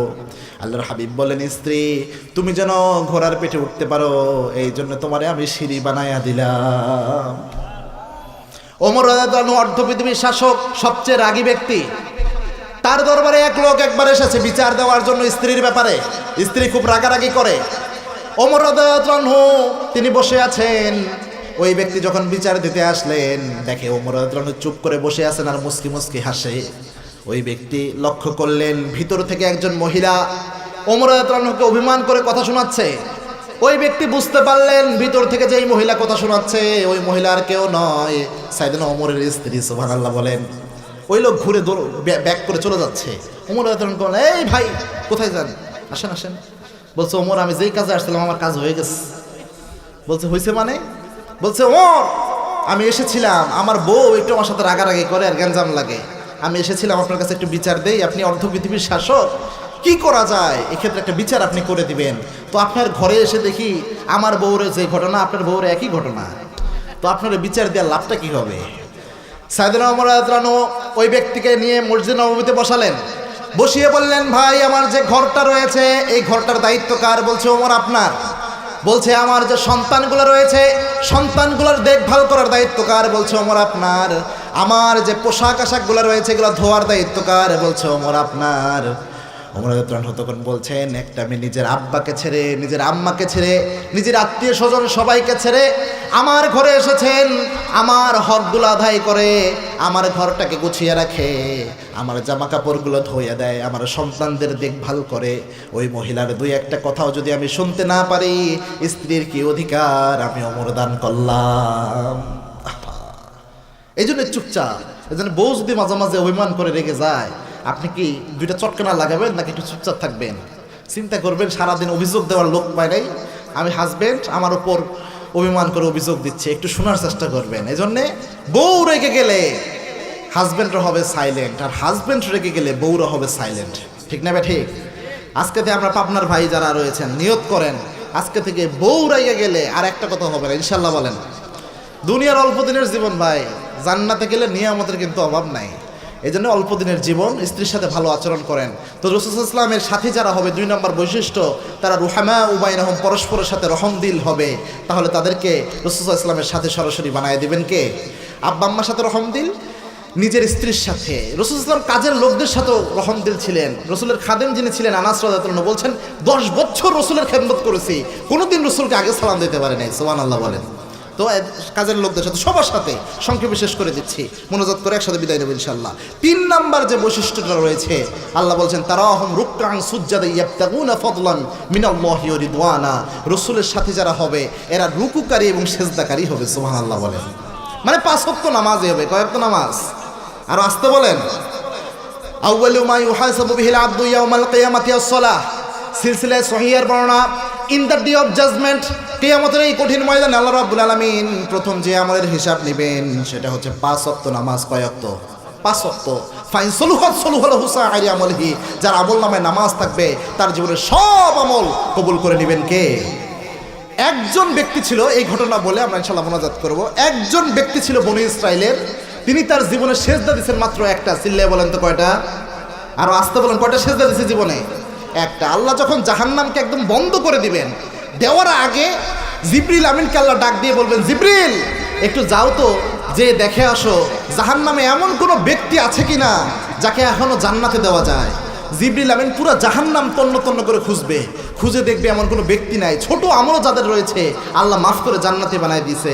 আল্লাহর কাছে এসে বলবে, আল্লাহ এমন কোনো ব্যক্তি তো পাইলাম না। একজন ব্যক্তি এমন পাইলাম যে তার জীবনে কোনো গুনাহ, খালি গুনার গুনাহ করছে, কোনো সওয়াবের কাজ নাই, শুধুমাত্র জীবনে একটা সেজদা দিয়েছিল। চিল্লায় বলেন কয়টা? আপনি দয়া করে মায়া করে তার ওই সেজদাটাই কবুল করছেন আল্লাহ। আল্লাহ বলবেন, জিবরিল যাও তাকে ডেকে নিয়ে আসো। তাকে যখন আল্লাহর সামনে হাজির করা হবে, বুখারীর বর্ণনা, অথেন্টিক একটা হাদিস, আল্লাহর হাবিব সাল্লাল্লাহু আলাইহি সাল্লাম জানিয়েছেন, ওই ব্যক্তিকে যখন আল্লাহর সামনে নিয়ে আসা হবে, আল্লাহ রাব্বুল আলামিন বলবেন, বান্দা তোমার জীবনে কোনো আমল নাই, শুধুমাত্র একটা সেজদা তুমি দিয়েছিলা, এই সেজদার বিনিময়ে আজকে তুমি আমার কাছে কি চাও? ওই বান্দা বলবে, আল্লাহ যেহেতু তেমন কোনো আমল করি নাই, মাত্র একটা সেজদা দিয়েছি, কি বা আপনার কাছে চাইতে পারি এক সেজদার বিনিময়ে? আল্লাহ আপনি আমার দয়া করে কোনো রকম জাহান্নাম থেকে বের করেন, জাহান্নাম থেকে খালি বের করেন, জান্নাত চাওয়ার সাহস তো আমার নাই। আল্লাহ বলবে, বান্দা ঠিক আছে যা, তোকে জাহান্নাম থেকে বের করব, তবে শর্ত হলো একটা, এরপরে আর আমার কাছে কিছু চাওয়া যাবে না। সেটাই বলছে, আল্লাহ কি চাবো? সেজদাই একটা মাত্র দিস। দীর্ঘদিন জাহান্নামের গেটে ওই ব্যক্তি থাকবে, আল্লাহকে হঠাৎ করে ডাক দেবে, আল্লাহ আপনি না বড় দয়াবান, আপনি না বড় মেহেরবান। সুবহানাল্লাহ বলেন। আল্লাহ বলবে, বান্দা তুই না এর আগে ওয়াদা করলি আর কিছু চাইবি না? বলছে, আল্লাহ আর একটা জিনিস চাইবো, এটাই আমার শেষ চাওয়া, এরপরে আর কিছু চাইবো। বলছে, কি চাস? ওই বান্দা বলবে, আল্লাহ এই যে জাহান্নাম থেকে আপনি দয়া করে এক সেজদার বিনিময়ে জাহান্নামের গেটে রাখছেন, এই জাহান্নামের গেটে থাকলেও জাহান্নামের উত্তাপ আমার শরীরে আসে, এত কঠিন আযাব, জাহান্নামের এমন দুর্গন্ধ, এখানেও টিকা যায় না। আল্লাহ আপনি দয়া করে আমার একটু নিরাপদ দূরত্বে রাখেন, যাতে আমার জাহান্নামের আযাবগুলো না আসে আমার কাছে, আর গন্ধ যেন আমার নাকে না আসে। আল্লাহ বলবে, বান্দা ঠিক আছে যা, এটাই কিন্তু তোর শেষ চাওয়া হতে হবে। ওই বান্দা বলবে, আচ্ছা ঠিক আছে, এটাই শেষ চাওয়া, শেষ বা একটা দিছি, আর কি বা চাইবো? দীর্ঘদিন আবার নিরাপদ দূরত্বে আছে, আল্লাহকে আবার ডাক দেবে, আল্লাহ আপনি না বড় দয়াবান, আপনি না বড় মেহেরবান। সুবহানাল্লাহ। কোন চিন্তা করছেন কত বড় বাটপার, বারবার দয়ার দোহাই দেয় আর মায়ার দোহাই দেয়। আল্লাহ বলবেন, বান্দা এর আগে বলেছিল আর কিচ্ছু চাইবা না, দয়া করে তোমাকে আমি জাহান্নাম থেকে বের করলাম, আবার বলেছো কিচ্ছু চাইবা না, তারপরেও দয়া করে আমি তোমার নিরাপদ দূরত্বে রাখলাম, ও বান্দা আবার তুমি কিছু কি চাও? ওই বান্দা তখন বলবে, আল্লাহ আমি আর আপনার কাছে কিছু চাইবো না, যেহেতু একটা সেজদা দিয়েছি, আল্লাহ আমি আপনার কাছে শুধু চাই আপনি শুধু আমাকে দয়া করে মেহেরবানি করে জান্নাতের একটু গেটে রাখেন। জান্নাত দরকার নাই, কোথায় রাখেন? জান্নাতের গেটে রাখলেই হবে, এটাই আমার কাছে এনাফ। জান্নাতের গেটে ওই ব্যক্তি আবার দীর্ঘদিন থাকবে, আল্লাহর কাছে ওয়াদা করবে আর কিচ্ছু চাইবে না। জান্নাতের গেটে যখন এই ব্যক্তি থাকবে, জান্নাতের যে নিয়ামতগুলো আল্লাহ রেখেছেন, জান্নাতে যে সুপার অসাম, সুপার ক্রাইলিফ্রাজিলিস্টিক এক্সপেলিডোসাস, অসাধারণ নিয়ামত আল্লাহ রেখেছেন, অসাধারণ মজার খাবার, চাকচিক্যমণ্ডিত সুগন্ধি জান্নাতে আল্লাহ রেখে দিয়েছেন। এই ব্যক্তির নাকে যখন সুগন্ধ আসবে জান্নাতের, আল্লাহর হাবিব বলেছেন 500 বছরের দূরত্বের রাস্তা থেকে জান্নাতের সুঘ্রাণ পাওয়া যায়। সুবহানাল্লাহ বলেন। এগুলো যখন আসবে, ব্যক্তির তো মাথা নষ্ট হয়ে যাওয়ার অবস্থা। হায় হায়, আল্লাহ জানি কি নিয়ামত রেখেছেন। আল্লাহর হাবিব দুনিয়ায় বলেছেন, মা লা আইনুন রাআত, এমন জান্নাত আল্লাহ বানিয়েছেন দুনিয়ার কোনো চোখ দেখে নাই, এমন কোনো কান নাই পৃথিবীর যে জান্নাতের আসল বর্ণনা শুনতে পেরেছে, এমন কোনো অন্তর নাই মানুষের যে অন্তর জান্নাত কত সুন্দর এটা কল্পনাও করতে পেরেছে। সুবহানাল্লাহ বলবেন না? ওই বান্দা আল্লাহকে বলবে, আল্লাহ আপনি তো, আমার তো তেমন কোনো আমল নাই, আল্লাহ আমি আপনার কাছে তেমন কিচ্ছু চাই না, আপনি তো বড় দয়াবান মেহেরবান, আল্লাহ আমি আপনার কাছে কিচ্ছু চাই না, আমি জানি আপনি দিলে পারবেন, আল্লাহ আমি আপনার কাছে শুধু চাই আপনি কোনো রকম আমার শুধু জান্নাতের ভিতরে ঢুকান, গেটটা দিয়ে খালি ভিতরে ঢুকান, ওই যে বড় প্রাসাদ আপনি বানাইছেন কিচ্ছু লাগবে না, হুর পরি আমার কিছু দরকার। ও ভাই, জান্নাতে হুর আছে না নাই? আল্লাহর হাবিব জানিয়েছেন, জান্নাতি ব্যক্তি যখন জান্নাতে প্রবেশ করবে, হুরদের দেখে অবাক দৃষ্টিতে তাকিয়ে থাকবে, এত সুন্দর মেয়ে হয়, অবাক হয়ে থাকবে। আল্লাহর হাবিব বলেছেন, জান্নাতের একটা হুরের একটা ওড়না বা কাপড়ের অংশ যদি দুনিয়ায় একটু ফেলা হতো, গোটা দুনিয়া সুঘ্রাণে বিমুখ হয়ে যেত। সুবহানাল্লাহ বলেন। এত সুগন্ধি। অনেকে হুরের কথা শুনে মুস্কি মুস্কি হাসে, চিন্তা করে কয়টা দিন বউয়ের লগে পার করি, এরপরে জান্নাতে হুর নিয়ে ঘুমাবো। ওই এক হুজুর ওয়াজ করতেছে জান্নাতে স্বামী স্ত্রীকে আল্লাহ একসাথে দিবে। এক পুরুষ উঠে বলতেছে, হুজুর আমার বউ যদি আল্লাহ জান্নাতে দেয় ওই জান্নাতে আমি যামই না। মহিলা প্যান্ডেল থেকে আরেকজন স্লিপ পাঠাইছে যে হুজুর এই জামাই আমার যে মায়ের দেয় আর যে অত্যাচার করে এই জামাইরা যদি আল্লাহ আমার সাথে জান্নাতে দেয় ওরকম জান্নাতের দরকার আমার নাই। তো জান্নাতে আপনি হুর নিয়ে ঘুমাবেন মনে করছেন বউ আর দরকার নাই। আল্লাহর হাবিব বলেছেন দুনিয়ার হুর জান্নাতের হুরকে দেখলে তো আপনি অবাক হবেন। আর দুনিয়ার স্ত্রী যদি দুনিয়ার জমিনে একসাথে স্বামী স্ত্রী কষ্ট করে এই যে অভাবে পড়ে কষ্ট করে জীবনটা যদি ইসলামের সাথে কাটাইতে পারেন, কষ্ট ক্লেশ করছেন তাও ইসলাম ছাড়েন নাই, স্বামী স্ত্রী একসাথে ইবাদত করেন, নামাজ পড়েন, একসাথে রোজা করেন, এই যে ইবাদতের মাধ্যমে যে স্বামী স্ত্রীরা জিন্দিগি পার করবে, আল্লাহর হাবিব বলেছেন এই স্বামী যখন জান্নাতে ঢুকবে, ঢুকার পর স্ত্রীর চোখে যখন চোখ পড়বে, স্ত্রীকে আল্লাহ এমন সৌন্দর্য দিয়ে জান্নাতে রাখবেন তার দুনিয়ার স্ত্রীকে এক নজরে 40,000 বছর কাটাইয়া দিবে, ওই ব্যক্তি বুঝতেই পারবে না। সুবহানাল্লাহর আস্তে কোন। এখন চিন্তা করতে পারেন হুজুর দুনিয়ার যে বউ ছিল ওই বউরে আবার জান্নাতে আমার ঢুকাইয়া দিলেন, সাথে নতুন কোনো চেহারা পাবো তা না ওই বউয়ের ওয়াজি করলেন। তো এই বউ যদি আবার ওই চেহারা যদি আবার জান্নাতেও পায় তাহলে আমাদের উপায় কি হবে? জান্নাতে ভাই একাধিক বিয়ের ব্যবস্থা আছে। দুনিয়ায় আপনার একটা স্ত্রী থাকলেও জান্নাতে একাধিক স্ত্রী। দুনিয়ায় কি কোনো মহিলা চায় তার স্বামী আর একটা বিয়ে করুক? বাংলাদেশে একটা আইন হয়েছে যে একাধিক বিয়ে করতে আর স্বামীর অনুমতি লাগবে না প্রথম স্ত্রীর, আইন হয়েছে না? ফেসবুকে দেখলাম আলহামদুলিল্লাহ লেখার 6 লাখ। চিন্তা করছে কাজ হয়েছে, এবার আর মামলা মোকদ্দমা খাইতে হবে না। ও ভাই দুনিয়ার আইন যদিও আপনাকে পার করে দিবে, আপনি যদি একটা নিয়ম না মিলে একাধিক স্ত্রী গ্রহণ করেন কিয়ামতের দিন এক অঙ্গ পঙ্গু বানাই আল্লাহ কিয়ামতে উঠাবে, নাউজুবিল্লাহ বলেন। আল্লাহর হাবিব জানিয়েছেন কোন ব্যক্তি যদি একাধিক স্ত্রী গ্রহণ করে, ওই ব্যক্তি যদি ইনসাফ করতে না পারে, আল্লাহ যেটা বলেছেন ফানকিহু মা তাবা লাকুম মিনান নিসাই মাসনা ওয়া সুলাসা ওয়া রুবাআ, তোমরা বিয়ে করতে পারো 2টা 3টা 4টা, তবে ফাইন খিফতুম আল্লা তা'দিলু ফাওয়াহিদা, যদি ইনসাফ কায়েম করতে না পারো বিয়ে করতে হবে কয়টা? একটা। আল্লাহর হাবিব বলেছেন ইনসাফ কেউ করতে পারলো না, একাধিক বিয়ে করলো, আল্লাহর হাবিব বলেছেন কিয়ামতের দিন ওই ব্যক্তি যখন উঠবে এক অঙ্গ প্যারালাইজড বিকলাঙ্গ অবস্থায় কিয়ামতের দিন উঠবে, নাউজুবিল্লাহ বলেন। বুঝলেন? এত খুশি হওয়ার কিছু না, ইনসাফ কায়েম করতে হবে। আর বাংলাদেশে একাধিক বিয়ে করে ইনসাফ কায়েম করা কঠিন না সহজ? তাই আমার এক দাদা বলতো যে বাংলাদেশে যারা একাধিক 2 বিয়ে করছে এদের কবরের আযাব হবে না। তো বলা হয়েছিল কি ব্যাপার, কবরের আযাব হবে না, এটা কেমন কথা কইলেন, কোন হাদিসের কথা এটা? তো বলছি যে দুনিয়ায় তো কবরের আযাব সহ্য করছে, আবার কবরের আযাব কিসের? এক বউ অত্যাচার চালাইছে, আরেক বউয়ের কাছে গেছে, ওই বউ অত্যাচার চালাইছে, ওর তো দুনিয়ায় কবরের আযাব শেষ, ওর আর কবরের আযাব দরকার নাই। এই জন্যে যা বউ আছে একটা নিয়ে থাকেন, জান্নাতে হুর নেবেন ইনশাআল্লাহ। তো যারা আপনারা বলতে পারেন যে হুজুর দুনিয়ার স্ত্রী তো এখানে দিলেন, প্রথমত একাধিক স্ত্রীর ব্যবস্থা থাকবে, এরপরে যে নিয়ামতটা থাকবে, জান্নাতে একটা বাজার থাকবে, সপ্তাহে জুমার দিন ওই দিন বাজার বসবে। ওই বাজারে যখন আপনার স্ত্রী শপিং করতে যাবে, বাংলাদেশের শপিং মলগুলোর মতো না, Bashundhara shopping complex, Jamuna future park এগুলোর মতো না, এমন শপিং মল, এত জিনিস রয়েছে, নাই এমন কোনো জিনিস নাই। ওই বাজারে যখন আপনার স্ত্রী যাবে বাজার করার জন্য, মার্কেট করার জন্য, মার্কেট করে যখন ফিরে আসবে আপনার কাছে, আগে যেমন চেহারা ছিল ওই বাজার করে ফিরে আসার পর এর চেয়ে 1000 গুণ সুন্দর চেহারা আল্লাহ তার বানাইয়া দেবে, সুবহানাল্লাহ বলেন। দেখবেন বিউটি পার্লারে অনেক মেয়ে আছে, অবস্থা এমন হয় ওই পোলাপান ট্রল করে যে ঢুকলো একরকম বেরোলো আর একরকম, আছে না নাই? কালো মেয়ে বিউটি পার্লারের ভিতর ঢুকে ময়দা সুজি লাগাইয়া সাদা হয়ে বের হয়, এরপরে যখন ধুয়ে ফেলে দেখা যায় আবার কালো, আছে না নাই? বাংলাদেশে বহু আমার হাস্যকর ঘটনা আছে। তো এরকম স্ত্রী আল্লাহ দান করবেন, তো ওই ব্যক্তি আল্লাহকে বলবে আল্লাহ জান্নাতে যে আপনি আমার ঢুকাবেন অট্টালিকা প্রাসাদ কিছু দরকার নাই, এই হুর পরে কিছু আমার লাগবে না, কোন রকম খালি আমার জান্নাতে ঢুকা। ওই ব্যক্তিকে আল্লাহ বলবে তুমি বলছিলে আর কিছু চাইবা না এক সেজদার বিনিময়ে, ওই ব্যক্তি বলবে আল্লাহ এটাই আমার শেষ চাওয়া, আর কিছু চাইব না, আপনি দয়াবান, আপনি তো রহমান, আপনি চাইলে কেউ আপনারা বাধা দিতে পারে না।